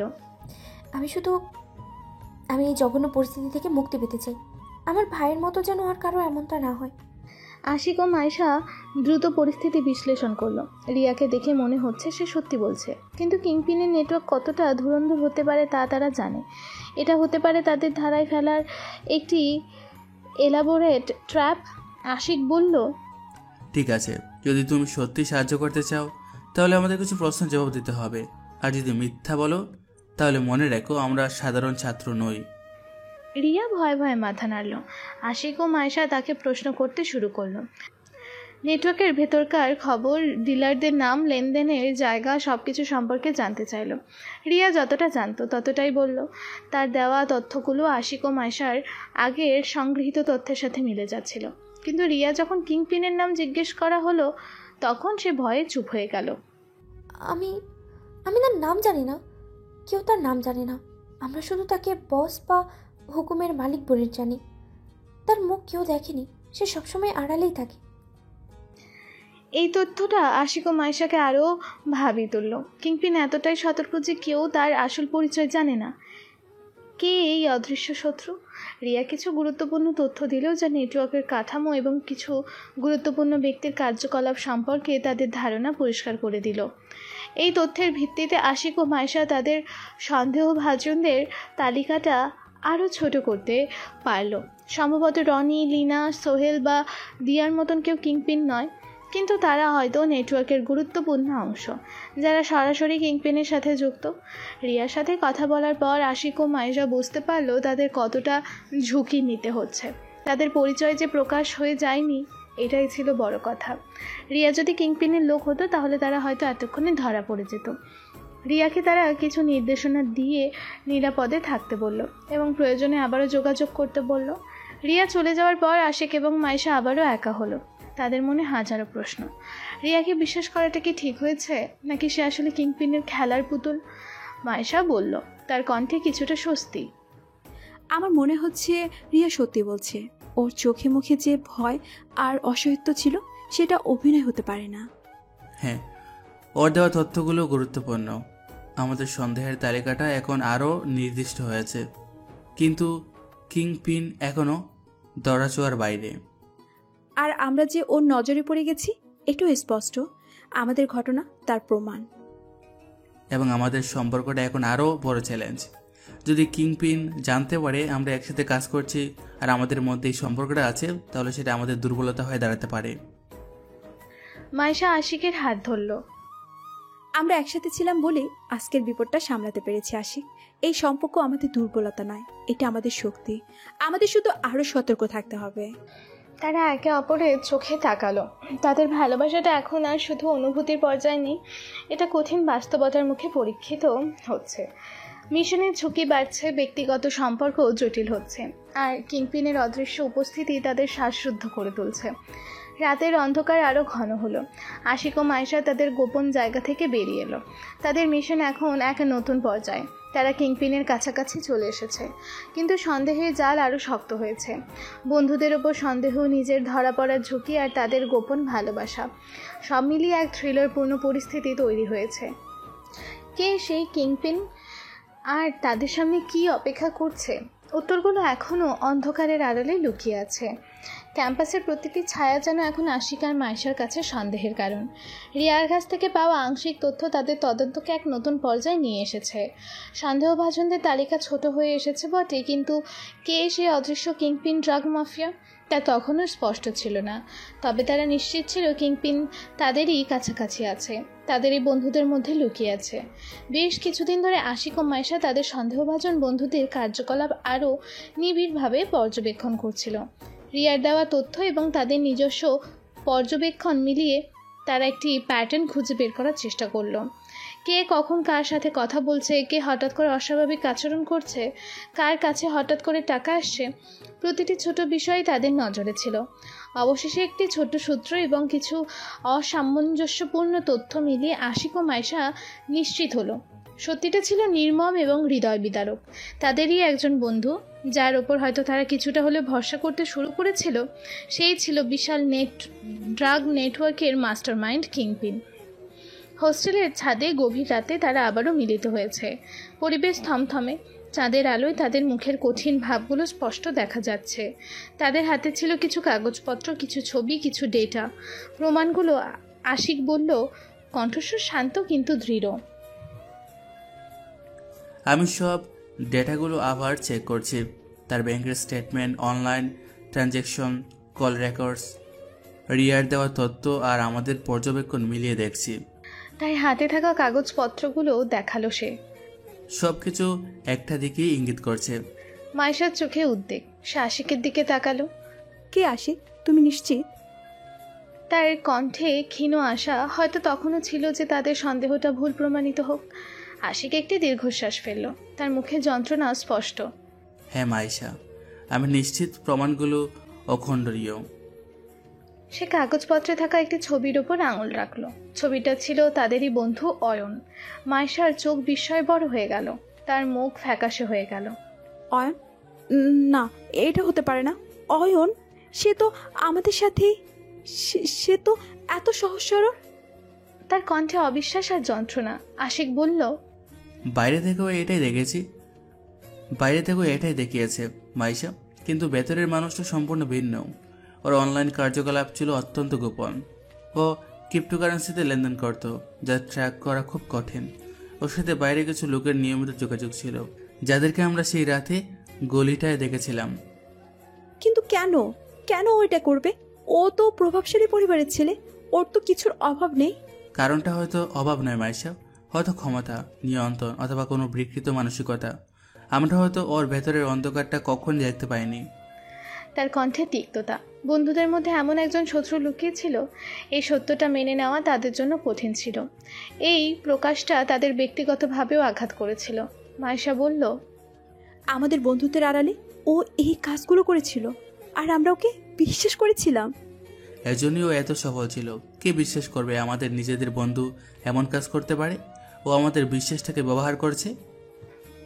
কিছুক্ষণের নীরবতা। দুজনেই এই কঠিন সত্যটা হজম করার চেষ্টা করছিল। তাদের মিশনের সবচেয়ে বড় ব্যথা ছিল এই ব্যক্তিগত সম্পর্ক। মাইশা জিজ্ঞেস করলো, তাহলে এখন কি? তার কণ্ঠস্বর আবারও দৃঢ় হলো। ব্যক্তিগত যন্ত্রণা সরিয়ে সে পেশাদারি মোডে ফিরে এলো। আমরা নিশ্চিত হয়েছি। এখন কি প্ল্যান? আশিক তার কমান্ডো ব্রেইনকে কাজে লাগালো। আমাদের হাতে প্রমাণ আছে, কিন্তু ওকে হাতে নাতে ধরতে হবে, আর পুরো নেটওয়ার্ককেও একসাথে ধ্বংস করতে হবে। কিন্তু ও জানে আমরা কাছাকাছি আছি, ও খুব সতর্ক থাকবে। আর ও জানে আমরা কে, সেটাও হয়তো আন্দাজ করতে পেরেছে। হ্যাঁ, ও হয়তো ইতিমধ্যে আমাদের জন্য কোনো ফাঁদ তৈরি করে রেখেছে। তাহলে আমাদের ওকে ধরতে হবে, একটা ফাঁদ পাততে হবে যা ও আন্দাজ করতে পারবে না। আমাদের কমান্ডো ট্রেনিংয়ের সবটুকু এখানে কাজে লাগাতে হবে। তাদের মধ্যে বিস্তারিত আলোচনা শুরু হলো। তারা বিভিন্ন কৌশল নিয়ে আলোচনা করলো। কলেজের পরিবেশ, কিংপিনের ক্ষমতা, তার নেটওয়ার্কের বিস্তার, সব কিছু মাথায় রেখে তারা একটি পরিকল্পনা তৈরি করলো। তারা সিদ্ধান্ত নিল একটি বড় ড্রাগ ডিলের খবর ফাঁস করে কিংপিনকে একটি নির্দিষ্ট জায়গায় টেনে আনার চেষ্টা করবে। সেই জায়গাটা হবে তাদের বেছে নেওয়া ফাঁদ। আমরা একটা ভুল তথ্য ফাঁস করব, এমনভাবে যাতে মনে হয় আমাদের নেটওয়ার্কেরই কেউ এটা করেছে। তথ্যটা হবে একটা বড় ডিল সম্পর্কে, যা একটা নির্দিষ্ট সময়ে একটা নির্দিষ্ট জায়গায় হবে। কিংপিন হয়তো নিজেই সেই ডিলে উপস্থিত থাকবে। এত বড় ডিল অন্য কারো হাতে ছাড়বে না। হ্যাঁ, আর যদি নিচে না আসে তাহলে ওর মূল লোকজনকে পাঠাবে, তাতেও কাজ হবে। কিন্তু জায়গাটা আমাদের নিয়ন্ত্রণে রাখতে হবে, যেখানে আমরা অ্যাডভান্টেজ পাবো। তারা কলেজের একটি পরিত্যক্ত পুরনো এক গোদাম ঘরের কথা ভাবলো। এমন জায়গায় যেখানে বাইরের লোকের উপস্থিতি কম থাকবে, কিন্তু তাদের মুভমেন্টের জন্য যথেষ্ট জায়গা থাকবে। কিন্তু পিংপিন যদি বুঝতে পারে এটা ফাঁদ? ও চেষ্টা করবে বোঝার। ও বুদ্ধিমান, হয়তো আমাদের ফাঁদে ঢোকার আগে ও নিজের একটা পাল্টা ফাঁদ তৈরি করবে। সেটাই আমাদের জন্য সবচেয়ে বড় ঝুঁকি। তাদের পরিকল্পনা আরও জটিল হতে লাগলো। তারা শুধু কিংপিনকে ধরার ফাঁদই তৈরি করছিল না, একই সাথে কিংপিনের সম্ভাব্য পাল্টা ফাঁদগুলো কি হতে পারে তা নিয়ে আলোচনা করছিল। যদি কোনো জায়গায় অতিরিক্ত নিরাপত্তা দেখা যায় বা কোনো অপ্রত্যাশিত ঘটনা ঘটে, তাহলে তাদের কি করতে হবে? প্রতিটি সম্ভাব্য পরিস্থিতির জন্য তারা বিকল্প প্ল্যান তৈরি করলো। মাইশা জিজ্ঞেস করলো, যদি আমরা পিংপিনের পাল্টা ফাঁদে আটকে পড়ি? তাহলে আমাদের লড়াই করে বের হতে হবে। আমাদের কমান্ডো ট্রেনিংয়ের এটাই সময়। পরিস্থিতি যদি কঠিন হোক না কেন, আমাদের বেঁচে ফিরতেই হবে। আর আমরা একা নই, আমরা একসাথে আছি। মাইশা বলল, আশিকের দিকে তাকিয়ে তার চোখে দৃঢ়তা আর ভালোবাসা। এই কঠিন পরিস্থিতিতে তাদের পারস্পরিক ভালোবাসাটা তাদের সবচেয়ে বড় শক্তি হয়ে দাঁড়ালো। তারা জানে তাদের মিশনটা কতটা ঝুঁকিপূর্ণ, হয়তো জীবন বাজি রাখতে হবে, কিন্তু একে অপরের পাশে থাকার প্রতিজ্ঞা তাদের আরও সাহস জোগালো। আশিক বলল, আমরা যদি এই মিশন থেকে বেঁচে ফিরি, তারপর আমরা কি করব? মাইশা হেসে আশিকের হাত ধরল। তারপর আমরা নর্মাল জীবনযাপন করব। আমাদের কমান্ডো জীবন থেকে ছুটি নিয়ে সাধারণ মানুষের মতো থাকব। কিন্তু তার আগে আমাদের এই কাজটা শেষ করতে হবে। হ্যাঁ, আমাদের যারা ড্রাগের শিকার হয়েছে তাদের জন্য, আর আমাদের বন্ধুত্বের সাথে যারা প্রতারণা হয়েছে তার জন্য। তাদের আলোচনা চলল দীর্ঘক্ষণ। প্রতিটি ডিটেলস নিয়ে তারা কথা বলল। কমিউনিকেশন প্ল্যান, ইভ্যাকুয়েশন রুট, যদি কোনো প্ল্যান কাজ না করে তাহলে কি করতে হবে, সব কিছুর জন্য তারা প্রস্তুতি নিল। তাদের কমান্ডো ব্রেইন পূর্ণ গতিতে কাজ করছিল, আর তাদের ভালোবাসা তাদের মানসিক শক্তি যোগাচ্ছিল। পরিকল্পনা প্রায় চূড়ান্ত। এখন শুধু সময়ের অপেক্ষা, তথ্য ফাঁস করার সঠিক সময়, ফাঁদে ফেলার সঠিক জায়গা, সব কিছু নিখুঁত হতে হবে। মাইশা বলল, আমরা একটা বিপজ্জনক খেলায় নেমেছি আশিক। কিংপিন জানে আমরা আছি, কিন্তু জানে না আমরা ঠিক কি জানি বা কি প্ল্যান করেছি। আর আমরা জানি কিংপিন কে, কিন্তু জানি না ও আমাদের জন্য কি ফাঁদ তৈরি করেছে। কিন্তু আমরা প্রস্তুত। আমাদের যা আছে তার সবটুকু দিয়ে আমরা লড়ব। আর আমরা একসাথে আছি। মাইশা আবারও বলল, তার কণ্ঠস্বরে গভীর বিশ্বাস। এটাই ছিল তাদের সবচেয়ে বড় সত্য। রাতের নীরবতা ভেদ করে তারা তাদের গোপন জায়গা থেকে বেরিয়ে এলো। কলেজের ক্যাম্পাস এখন তাদের যুদ্ধক্ষেত্র। একপাশে তারা ছদ্মবেশী কমান্ডো, হাতে কঠিন প্রমাণ আর সুচিন্তিত পরিকল্পনা। অন্য পাশে তাদেরই একমাত্র বন্ধু ড্রাগ কিংপিন, তার বিশাল নেটওয়ার্ক আর সম্ভবত তাদের জন্য তৈরি করে রাখা মরণফাঁদ। মোকাবেলা আসন্ন। কে জিতবে এই লুকোচুরি খেলা? বন্ধুত্বের মুখোশের আড়ালে লুকিয়ে থাকা শত্রু, নাকি ভালোবাসা আর পেশাদারি দক্ষতা দিয়ে সজ্জিত ছদ্মবেশী কমান্ডো জ্যোতি? উত্তর জানার জন্য অপেক্ষা করতে হবে। রাত তখন গভীর। ক্যাম্পাসের পেছনে পরিত্যক্ত গোদামঘরটির আশেপাশে পিনপতন নীরবতা। শুধু ঝিঝি পোকার অবিরাম ডাক আর রাতের বাতাসে শো শো শব্দ। গোদামঘরের ভাঙা দরজা জানালার ফাঁক দিয়ে ভেতরের অন্ধকার যেন আরও জমাট বাঁধছিল। এটাই সেই জায়গা যেখানে আশিক আর মাইশা তাদের ফাঁদ পেতেছে।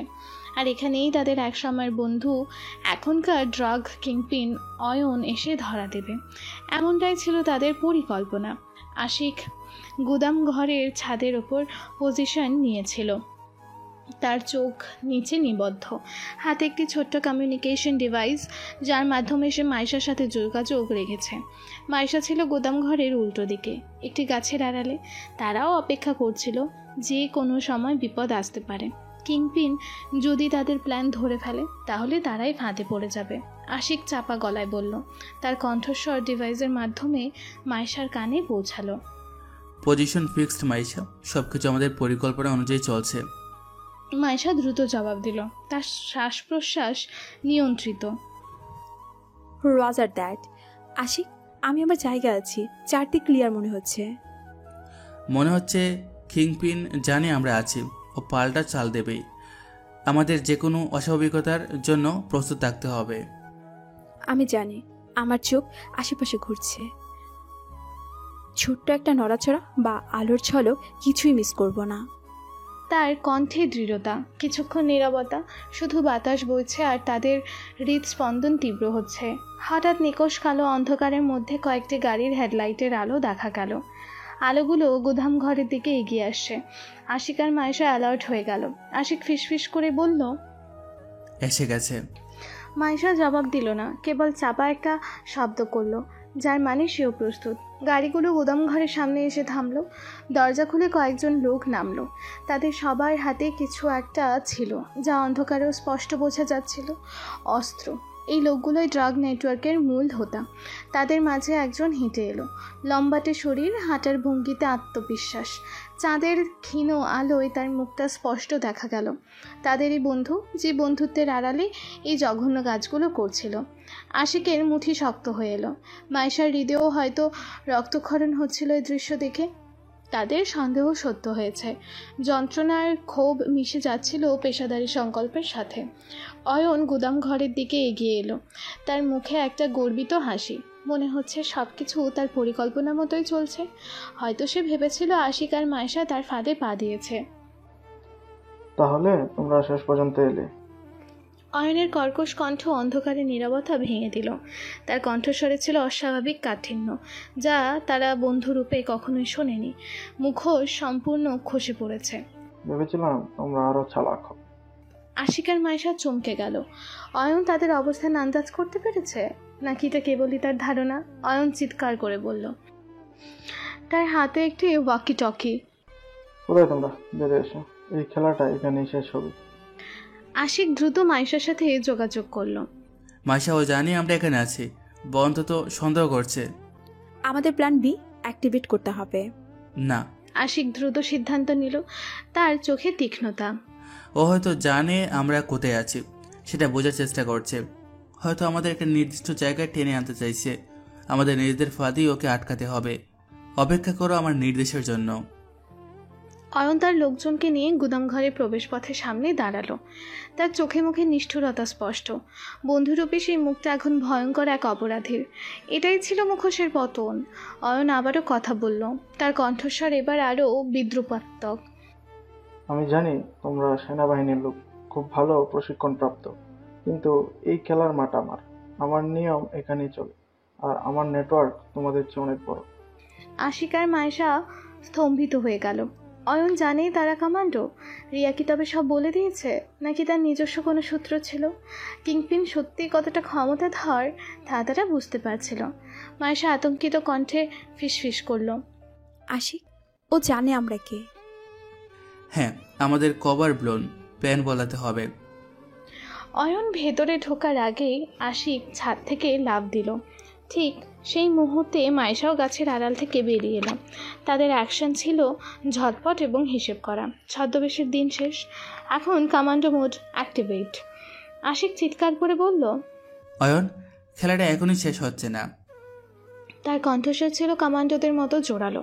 তার হাতে আত্মরক্ষার জন্য রাখা ছোট্ট সামরিক ছুরিটা ঝলসে উঠল। অয়ন আর তার লোকেরা আশিককে দেখে চমকে গেল। তারা হয়তো আশা করেনি সে এভাবে সামনে আসবে। অয়ন চিৎকার করে নির্দেশ দিল, ধরোকে। লোকগুলো আশিকের দিকে তেড়ে এলো। আশিক দ্রুত সরে গিয়ে তাদের আক্রমণ প্রতিহত করতে লাগলো। তার মুভমেন্ট ছিল বিদ্যুতের মতন দ্রুত, নিখুঁত এবং মারাত্মক। সে সাধারণ ছাত্রের মতন আত্মরক্ষার ভঙ্গি করল না, বরং প্রশিক্ষিত কমান্ডোর মতন আক্রমণাত্মকভাবে নিজেকে রক্ষা করলো। মায়েশা ততক্ষণে অন্য পাশ থেকে এসে অয়নের লোকজনদের ওপর ঝাঁপিয়ে পড়েছে। তার অ্যাকশনও ছিল ধারালো এবং কার্যকর। তারা দুজন যেন এক অপ্রতিরোধ্য শক্তিতে পরিণত হয়েছিল। গুদামঘরের আশেপাশে ধাওয়া আর লড়াই শুরু হয়ে গেল। অন্ধকার রাতে কেবল তাদের দ্রুত মুভমেন্টের শব্দ, অস্ত্রের ঝনঝনানি আর চাপা চিৎকার। আশিক একজন লোকের হাত থেকে অস্ত্র কেড়ে নিয়ে তাকে পরাস্ত করলো। মাইশা অন্যজনকে দ্রুত কাবু করলো তার মার্শাল আর্টস দক্ষতা দিয়ে। তারা একে অপরের পাশে থেকে লড়াই করছিল, একে অপরের ব্যাকআপ দিচ্ছিল। কিন্তু অয়নের কাছে লোকবল বেশি ছিল। আরও কয়েকজন লোক গুদামঘরের ভেতর থেকে বেরিয়ে এলো।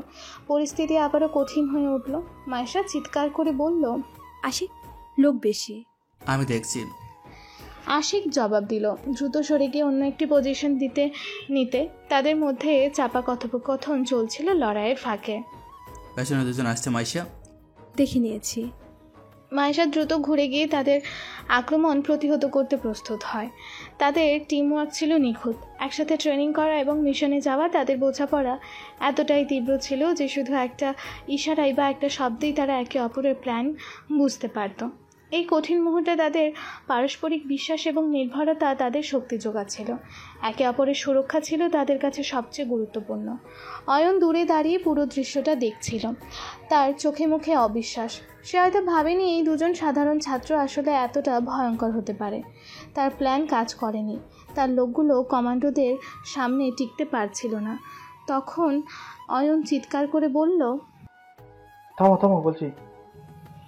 কিন্তু আশিক আর মায়েশা থামল না। তারা ততক্ষণে অয়নের বেশিরভাগ লোককে কাবু করে ফেলেছে।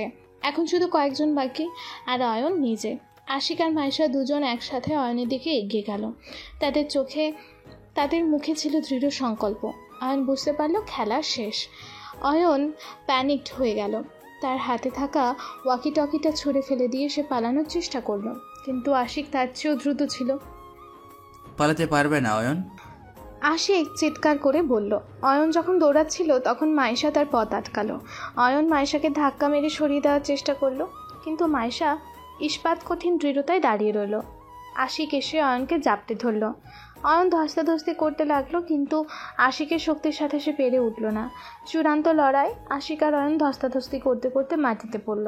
মায়েশা দ্রুত এসে আশিককে সাহায্য করলো। দুজন মিলে অয়নকে কাবু করলো। অয়ন চিৎকার করছিল, ছেড়ে দে আমাকে। তার মুখ দিয়ে ফেনা বের হচ্ছিল, তার চোখ রক্তবর্ণ। সেই বন্ধুত্বের আড়ালে থাকা আসল চেহারাটা ভয়ঙ্করভাবে প্রকাশিত হলো। তার মুখে কোনো অনুশোচনা ছিল না, কেবল ধরা পড়া রাগ আর হতাশা। আশিকার মায়েশা অয়নকে শক্ত করে ধরে রাখলো।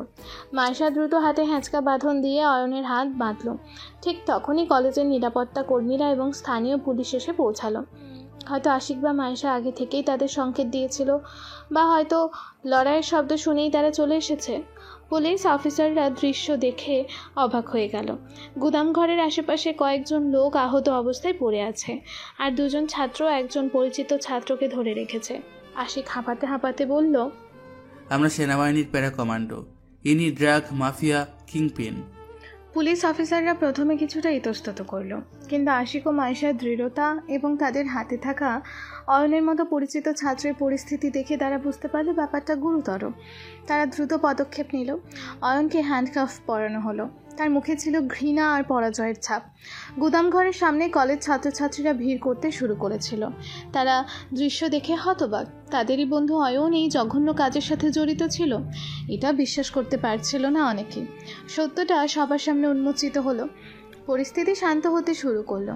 পুলিশ আহতদের এবং বাকি লোকজনদেরকে গ্রেফতার করে নিয়ে যেতে লাগলো। আশিক ও মায়েশা তখনও সেখানে দাঁড়িয়েছিল। তাদের পোশাক ছেঁড়া ফাটা, হাতে পায়ে সামান্য আঘাতের চিহ্ন, কিন্তু তাদের চোখে ছিল মিশন সাফল্যের দীপ্তি। কিছুক্ষণের জন্য তারা দুজন একা হলো। আশেপাশে তখনও লোকজনের ফিসফিসানি, কিন্তু তাদের কাছে এই মুহূর্তটা ছিল শুধুই তাদের দুজনের। আশিক মায়েশার দিকে তাকালো। তার মুখে ক্লান্ত হাসি, মায়েশার মুখেও একই হাসি। আশিক চাপা গলায় বলল, করে দেখালাম মাইশা। হ্যাঁ আশিক। তার চোখে জল। এটা কষ্টের জল নয়, মুক্তির আনন্দ আর স্বস্তির জল। আমরা করে দেখালাম। তারা একে অপরের হাত ধরল শক্ত করে। এই হাত ধরাটা ছিল তাদের কঠিন পথ চলার স্বীকৃতি, তাদের একসাথে লড়াই করার ফল এবং তাদের ভালোবাসার নীরব প্রকাশ। মৃত্যুর মুখোমুখি দাঁড়িয়ে তারা একে অপরের পাশে ছিল, একে অপরের জীবন বাঁচিয়েছিল। এই জয় শুধু ড্রাগ মাফিয়ার ওপর জয় ছিল না, এটা ছিল তাদের পারস্পরিক ভালোবাসা এবং বিশ্বাসের জয়। রাত ক্রমশ শেষ হচ্ছিল, ভোরের আলো ফুটতে শুরু করেছে। ড্রাগের অন্ধকার কেটে গিয়ে কলেজের আকাশে নতুন সূর্য উঠেছিল। আশিক ও মায়েশা তাদের ছদ্মবেশ থেকে বেরিয়ে এসেছে। তাদের মিশন সম্পূর্ণ। কিংপিন গ্রেফতার হয়েছে, নেটওয়ার্ক ভেঙে গেছে, আর তাদের ভালোবাসা এই অগ্নি পরীক্ষার মধ্য দিয়ে আরও দৃঢ় হয়েছে। তাদের কমান্ডো জীবন হয়তো আবারও ডাকবে, কিন্তু কলেজের এই অভিজ্ঞতা তাদের মনে সবসময় থাকবে। বন্ধুত্ব আর শত্রুর কঠিন মুখোশ, জীবনের ঝুঁকি আর ভালোবাসার শক্তি, সব কিছুই তারা একসাথে অনুভব করেছে। শেষ রাতের অন্ধকারে গুদাম ঘরের সামনে যা ঘটেছিল তার রেশ এখনও কাটেনি। পুলিশ কিংপিন অয়ন এবং তার সহযোগীদের গ্রেফতার করে নিয়ে গেছে। আহতদের হাসপাতালে পাঠানো হয়েছে। ক্যাম্পাসের আশেপাশে তখনও উৎসুক ছাত্রছাত্রী আর নিরাপত্তা কর্মীদের ভিড়, কিন্তু আশিক আর মায়েশার জন্য মিশন সমাপ্তির মুহূর্ত ছিল এটা। অ্যাকশনের তীব্রতা কমে এসেছিল, কিন্তু মানসিক এবং আবেগিক চাপটা তখনও ছিল। একটি অপেক্ষাকৃত শান্ত ও সুরক্ষিত জায়গা। পুলিশের প্রাথমিক জেরা শেষ হওয়ার পর আশিক ও মায়েশাকে বসতে দেওয়া হয়েছে। তাদের পোশাক তখনও এলোমেলো, হাতে পায়ে সামান্য আঘাতের চিহ্ন, কিন্তু তাদের মুখে ছিল স্বস্তি। আশিক মায়েশার দিকে তাকালো। তার চোখ ক্লান্ত, কিন্তু তাতে এক ধরনের শান্তি ছিল। সব শেষ হলো মাইশা? তার কণ্ঠস্বর চাপা। মায়েশাও আশিকের দিকে ফিরল, তার মুখেও ক্লান্তির ছাপ। হ্যাঁ আশিক, শেষ পর্যন্ত হলো। তার কণ্ঠস্বরও ছিল শান্ত। কিছুক্ষণ নীরবতা। তারা দুজনই রাতের ঘটনাগুলো মনে মনে সাজাচ্ছিল। অয়নকে ওই অবস্থায় দেখাটা তাদের জন্য কতটা কঠিন ছিল সেটা হয়তো কেউ পুরোপুরি বুঝতে পারবে না। বন্ধুর মুখোশের আড়ালে লুকিয়ে থাকা শত্রু, এই সত্যটা ছিল ভারী। আশিক বলল, অয়ন, ওকে এইভাবে দেখাটা খুব কঠিন ছিল। জানি, আমরা ওকে বন্ধু ভেবেছিলাম, ওর সাথে মিশেছিলাম। এই প্রতারণাটা মেনে নেওয়া কঠিন। আশিক একটি দীর্ঘশ্বাস ফেলল। এর জন্য এই মিশনগুলো এত জটিল। ব্যক্তিগত অনুভূতি আর পেশাদারি দায়িত্বের সীমারেখাটা খুব আবছা হয়ে যায়। কিন্তু আমরা পেরেছি। আমাদের ব্যক্তিগত অনুভূতি আমাদের দায়িত্ব পালনে বাধা হয়ে দাঁড়ায়নি, বরং হয়তো শক্তি জুগিয়েছে। তার চোখ আশিকের চোখে নিবদ্ধ হলো। এই কথাটা তাদের সম্পর্কের গভীরতাটাকেই বোঝালো। তাদের আলোচনার মধ্যে ঊর্ধ্বতন কর্মকর্তারা এলেন, কর্নেল জামান এবং মেজর আনোয়ার। তাদের মুখেও স্বস্তি। তারা আশিক ও মায়েশাকে দেখে কাছে এগিয়ে এলেন। কর্নেল জামান বললেন, ক্যাপ্টেন আশিক, লেফটেন্যান্ট মায়েশা, অসাধারণ কাজ করেছো তোমরা, অবিশ্বাস্য। মেজর আনোয়ার মাথা নাড়লেন। আমরা জানতাম তোমরা পারবে, কিন্তু এতটা নিখুঁতভাবে নিজেদের পরিচয় সম্পূর্ণ গোপন রেখে ভাবতে পারিনি। স্যার, এটা আমাদের দায়িত্ব ছিল। কর্নেল জামান বললেন, দায়িত্বের চেয়েও বেশি কিছু ছিল এটা। তোমরা শুধু একজন অপরাধীকে ধরনি, তোমরা এই কলেজটাকে বাঁচিয়েছো, অসংখ্য ছাত্রছাত্রীর জীবন রক্ষা করেছো। তারা মিশনের বিস্তারিত বিবরণ জানতে চাইলেন। কিভাবে তারা সূত্র খুঁজে বের করলো, কিভাবে কিংপিনকে চিহ্নিত করলো, কিভাবে ফাঁদ পাতলো আর কিভাবে পাল্টা ফাঁদ এড়িয়ে মোকাবেলা করলো। আশিক ও মায়েশা বিস্তারিতভাবে সব কিছু খুলে বলল। তাদের কথোপকথনে ফুটে উঠল তাদের প্রশিক্ষণ, তাদের বুদ্ধি, তাদের সাহসিকতা এবং একে অপরের ওপর সম্পূর্ণ নীরবতা। কর্নেল জামান বললেন, যখন তোমরা বলছিলে কিংপিং তোমাদেরই বন্ধুদের মধ্যে একজন, আমরা চিন্তায় পড়ে গিয়েছিলাম, কিন্তু তোমরা যেভাবে আবেগ নিয়ন্ত্রণ করেছো। মায়েশা শান্ত গলায় বলল, স্যার, আমরা কমান্ডো, আবেগ নিয়ন্ত্রণে রাখতে আমরা প্রশিক্ষিত। যদিও তারা জানে আবেগটা ভেতরে কতটা তোলপাড় সৃষ্টি করেছিল, কথোপকথনের মধ্যে দিয়ে তাদের মিশনের প্রতিটা ধাপ স্পষ্ট হয়ে উঠল। ঊর্ধ্বতন কর্মকর্তারা মুগ্ধ হলেন তাদের পেশাদারিত্ব এবং অসামান্য টিমওয়ার্ক দেখে। কর্নেল জামান বললেন, তোমাদের পরিচয় আপাতত গোপন রাখা হবে, বিশেষ করে কলেজের ছাত্রছাত্রীদের কাছ থেকে। তারা জানবে যে সেনাবাহিনীর স্পেশাল টিমের সহায়তায় এই নেটওয়ার্ক ধরা পড়েছে। কিছু সংখ্যক কলেজ কর্তৃপক্ষ এবং যারা সরাসরি এই অপারেশনের সাথে জড়িত ছিল, তারাই তোমাদের আসল পরিচয় জানবে। কিছুক্ষণের মধ্যেই কলেজের প্রিন্সিপাল এবং কিছু সিনিয়র শিক্ষক সেখানে এলেন। তাদের মুখে উদ্বেগ আর স্বস্তির মিশ্রণে অদ্ভুত দেখাচ্ছিল। কর্নেল জামান তাদের সাথে আশিক ও মায়েশার পরিচয় করিয়ে দিলেন। তারা প্রথমে অবাক হলেন, তারপর কৃতজ্ঞতায় আপ্লুত হলেন। প্রিন্সিপাল বললেন, বিশ্বাস করতে পারছি না, আপনারা আমাদের চোখের সামনে ছিলেন আর আমরা বুঝতেই পারিনি। আমরা আপনাদের কাছে ঋণী, আপনারা আমাদের কলেজটাকে বাঁচিয়েছেন। আশিক ও মায়েশা বিনয়ের সাথে তাদের ধন্যবাদ গ্রহণ করলো। তাদের আসল পরিচয় প্রকাশ পাওয়ার মুহূর্তটা ছিল এক নতুন অভিজ্ঞতা। এতদিন ছদ্মবেশে থাকার পর নিজেদের আসল রূপে ফেরাটা কিছুটা স্ট্রেঞ্জ লাগছিল। মিশনের পরবর্তী কাজগুলো দ্রুত হতে লাগলো। ড্রাগ নেটওয়ার্কের অন্যান্য সদস্যদের গ্রেফতার, প্রমাণ সংগ্রহ, কেস সাজানো, সব কিছু সামরিক গতিতে হচ্ছিল। আশিক ও মায়েশার কাজ ছিল প্রাথমিক রিপোর্ট তৈরি করা এবং প্রয়োজনীয় তথ্য সরবরাহ করা। হোস্টেলের রুমে ফিরে এসে আশিক আর মায়েশা নিজেদের ব্যাগ গোছাতে লাগলো। তাদের ছদ্মবেশের জিনিসপত্রগুলো তুলে রাখলো। এই রুমগুলো, এই কলেজ সবই এখন স্মৃতি। আশিক একটি চেয়ারে বসলো, মায়েশা তার পাশে এসে দাঁড়ালো। বাইরের ব্যস্ততা থেকে দূরে এই মুহূর্তে তারা দুজন একা। মায়েশা বলল, সব কেমন স্বপ্নের মতো লাগছে, তাই না? মাত্র কয়েকদিন আগেও আমরা এখানে সাধারণ ছাত্র ছিলাম, আর এখন মিশন শেষ। হ্যাঁ, কিন্তু এই কদিনই কত কিছু ঘটে গেল, কত অভিজ্ঞতা, কত ঝুঁকি। আর তার কণ্ঠস্বর নরম হয়ে এলো। মায়েশা আশিকের হাত ধরল এবং কত অনুভূতি আসি। তার চোখে গভীর ভালোবাসা। মিশন শেষ হয়েছে, এখন তাদের সম্পর্কের ভবিষ্যতের প্রশ্নটা সামনে এসে দাঁড়িয়েছে। তাদের মধ্যে দীর্ঘ কথোপকথন শুরু হলো তাদের ভবিষ্যৎ নিয়ে। তারা দুজনেই সেনাবাহিনীর অংশ, কঠিন প্রশিক্ষণের মধ্য দিয়েই এসেছে। তাদের ক্যারিয়ার ভিন্ন পথে চলতে পারে, কিন্তু তাদের ভালোবাসাটা এখন এতটাই গভীর যে একে অপরকে ছাড়া তারা নিজেদের ভবিষ্যৎ ভাবতে পারছিল না। আশিক বলল, আমি জানি না আমাদের ক্যারিয়ার পথটা কেমন হবে। আমাদের হয়তো আবার আলাদা আলাদা মিশনে যেতে হবে, বিপজ্জনক জায়গায়। কিন্তু আমরা সবসময় একে অপরের পাশে থাকবো আশিক। দূরত্ব হয়তো থাকবে, কিন্তু আমাদের মনের সংযোগ সব সময় থাকবে। আমরা একে অপরের শক্তি হব। আশিক মায়েশার হাত ধরে চাপ দিয়ে বলল, আমি এটাই চাই মায়েশা। তুমি আমার জীবনে আসার পর থেকে এভরিথিং চেঞ্জড। তুমি শুধু আমার মিশন পার্টনার ছিলে না মায়েশা, তুমি। তার কণ্ঠস্বর আবেগকে আটকে গেল। মায়েশা নরম গলায় বলল, তুমি আমার কমান্ডো পার্টনার ছিলে, আমার বন্ধু ছিলে, আর এখন তুমি আমার ভালোবাসা আশিক, আমার জীবনের অংশ।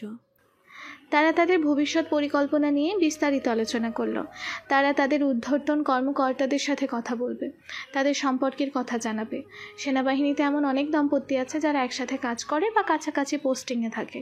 তারা আশা করলো তাদের ক্ষেত্রে এমনটাই সম্ভব হবে। তারা তাদের ভালোবাসার জন্য, একসাথে থাকার জন্য লড়াই করবে।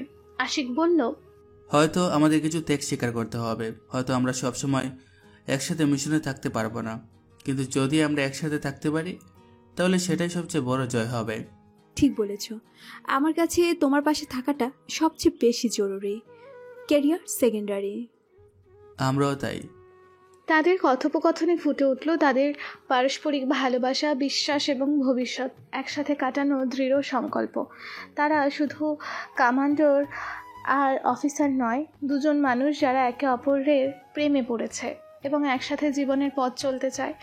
পরের দিন সকালে তাদের আনুষ্ঠানিক বিদায় জানানো হলো কলেজ থেকে। প্রিন্সিপাল এবং কিছু সিনিয়র শিক্ষক উপস্থিত ছিলেন।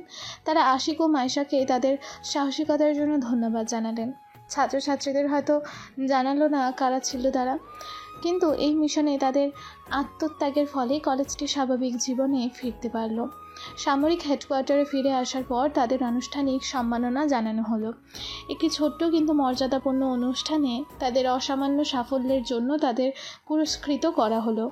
ঊর্ধ্বতন কর্মকর্তারা তাদের বীরত্ব ও পেশাদারিত্বের ভূয়সী প্রশংসা করলেন। দেশের জন্য তাদের এই আত্মত্যাগ সবার সামনে তুলে ধরা হলো। পুরস্কার গ্রহণ করার সময় আশিক আর মাইশা একে অপরের দিকে তাকালো। তাদের মুখে হাসি। এই সাফল্য কেবল তাদের ব্যক্তিগত জয় ছিল না, এটা ছিল তাদের টিম ওয়ার্কের জয়, তাদের ভালোবাসার জয়। তারা একসাথে কঠিন পথ পাড়ি দিয়েছে এবং একসাথে সফল হয়েছে। অনুষ্ঠান শেষে আশিক আর মাইশা একা হলো। তাদের কমান্ডো ইউনিফর্ম পরা। এই ইউনিফর্ম তাদের পরিচয়, তাদের গর্ব। কিন্তু এখন তাদের মনে ইউনিফর্মের বাইরেও এক নতুন পরিচয়। তারা দুজন একে অপরের ভালোবাসা। আশিক হাসি মুখে বলল, তার চোখে দুষ্টুমি। তাহলে lieutenant Maisha Begum, mission successful. আমাদের ভবিষ্যৎ প্ল্যান কি? মাইশা হেসে বলল, ক্যাপ্টেন আশিক আহমেদ, মিশনের সবচেয়ে কঠিন অংশটা মনে হয় এখনো বাকি, একসঙ্গে জীবন কাটানোর প্ল্যানটা। কিন্তু আমরা একসাথে ছিলাম বলেই তো এতদূর আসতে পেরেছি। আমার বিশ্বাস আমরা একসাথে সবকিছু সামলাতে পারবো।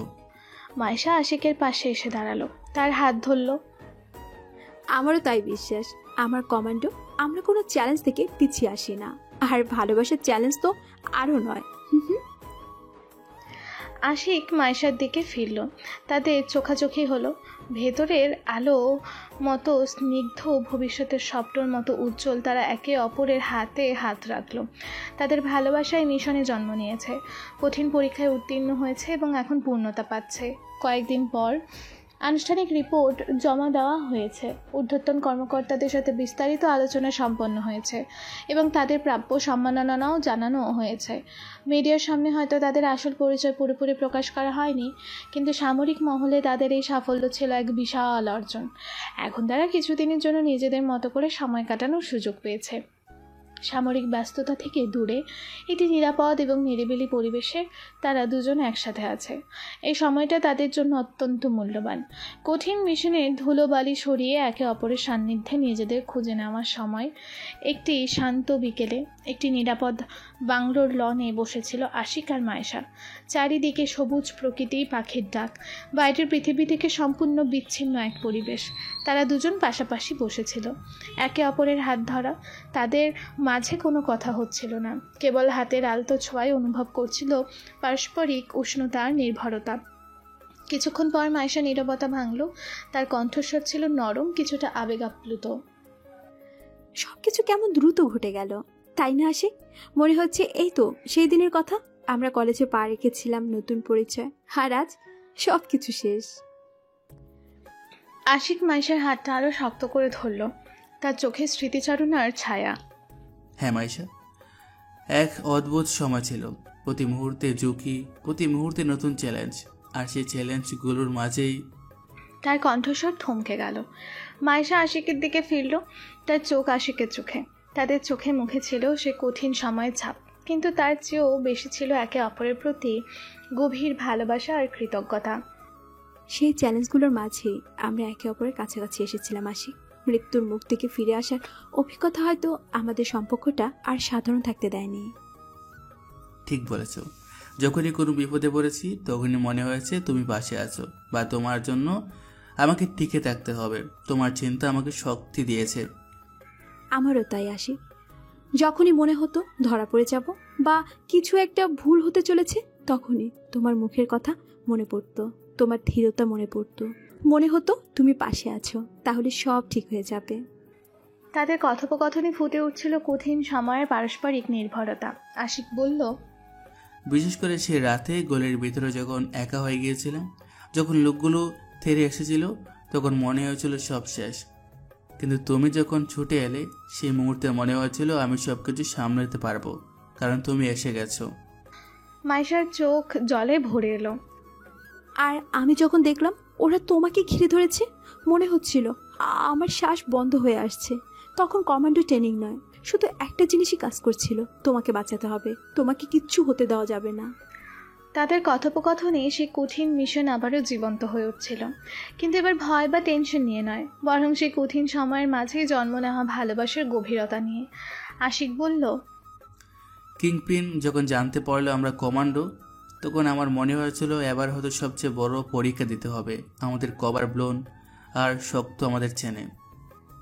হ্যাঁ, কিন্তু আমরা প্রস্তুত ছিলাম, আর আমরা জানতাম আমরা একসাথে আছি, সেটাই সবচেয়ে বড় প্রস্তুতি ছিল।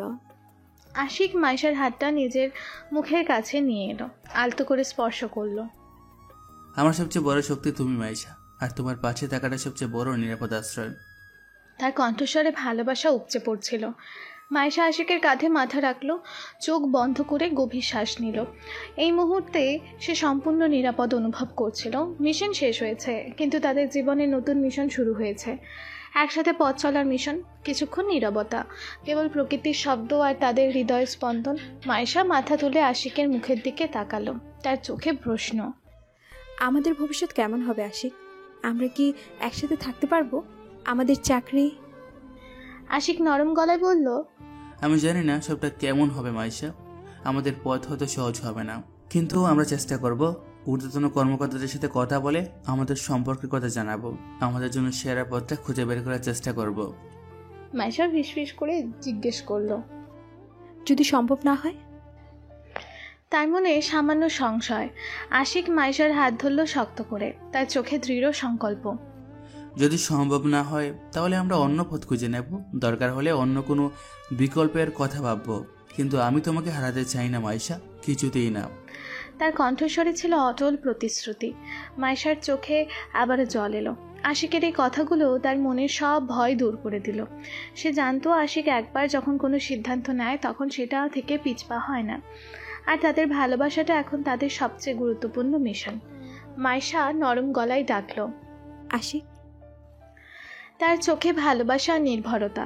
আশিক মাইশার মুখের কাছাকাছি এলো, আলতো করে মাইশার গাল স্পর্শ করলো। তাদের চোখ একে অপরের চোখে গভীরভাবে নিবদ্ধ হলো। সব অব্যক্ত অনুভূতি, সব ভালোবাসা যেন এই মুহূর্তে তাদের চোখে মুখে ফুটে উঠছিল। আশিক ধীরে ধীরে মাইশার কাছাকাছি এলো, তাদের শ্বাস প্রশ্বাস দ্রুত হতে লাগলো। এই মুহূর্তটা ছিল তাদের কঠিন পথ চলার কালমিনেশন। বিপদের মুখে জন্ম নেওয়া ভালোবাসা এখন পরিপূর্ণতা পেতে চলেছে। আশিক মাইশার ঠোঁটে আলতো করে নিজের ঠোঁট রাখল, এক গভীর আবেগের স্পর্শ। এই চুম্বনে ছিল কঠিন মিশনের যন্ত্রণা, বেঁচে থাকার আনন্দ, পারস্পরিক নির্ভরতা এবং গভীর ভালোবাসা। সময় যেন থেমে গিয়েছে এই মুহূর্তে। সব অব্যক্ত অনুভূতি, সব গোপন আকাঙ্ক্ষা যেন সেই চুম্বনে ভাষা পেল। তাদের হাত একে অপরের কোমর জড়িয়ে ধরল।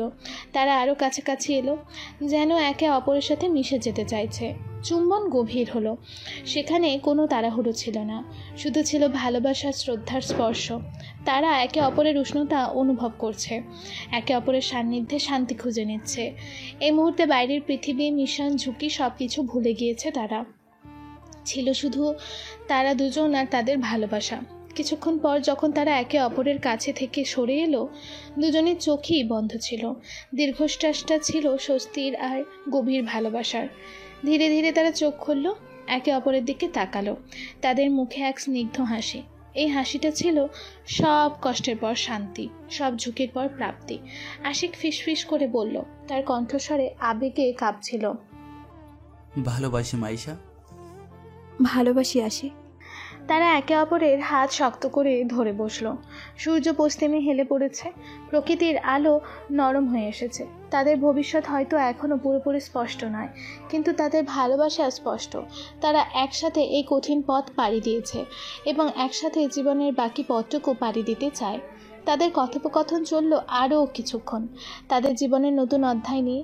একসঙ্গে ট্রেনিং করা, একসাথে মিশন যাওয়া, একসাথে বেঁচে ফেরা, আর এখন একসাথে জীবন শুরু করা। তারা জানে তাদের পথটা সহজ হবে না, কিন্তু তাদের প্রেম তাদের শক্তি যোগাবে। তারা একে অপরের পাশে থাকবে, একে অপরের সাপোর্ট হবে। আশিকের কাঁধে মাথা রেখে মাইশা অনুভব করলো এক গভীর শান্তি। সে জানতো সে সঠিক মানুষটিকে খুঁজে পেয়েছে। আর আশিকও জানতো মাইশা তার জীবনের সেই নারী যার জন্য সে সব কিছু করতে পারে। গল্পের শেষ লগ্নে এসে তাদের ভালোবাসা পরিপূর্ণতা পেয়েছে। কঠিন মিশনের প্রেক্ষাপটে জন্ম নেওয়া এই প্রেম এখন তাদের জীবনের সবচেয়ে গুরুত্বপূর্ণ অংশ। ড্রাগ মাফিয়া ধরা পড়েছে, কলেজটি স্বাভাবিক হয়েছে, আর আশিক ও মাইশা তাদের ভালোবাসা খুঁজে পেয়েছে। তাদের ভবিষ্যতের পথ হয়তো সেনাবাহিনীর কঠিন শৃঙ্খলার মধ্যে দিয়ে যাবে, কিন্তু তাদের মনের গভীরে ভালোবাসার মুক্ত বাতাস বইবে। আশিক আর মাইশা একসাথে বসেছিল সূর্যাস্তের দিকে তাকিয়ে, তাদের হাত একে অপরের হাতে, তাদের মন একে অপরের সাথে বাঁধা। তাদের গল্প হয়তো এখানে শেষ নয়, এটা তাদের একসাথে পথ চলা কেবল শুরু। ভালোবাসার প্রতিজ্ঞা দিয়ে গড়া তাদের ভবিষ্যৎ উজ্জ্বল সূর্যের মতন আরও দেবে।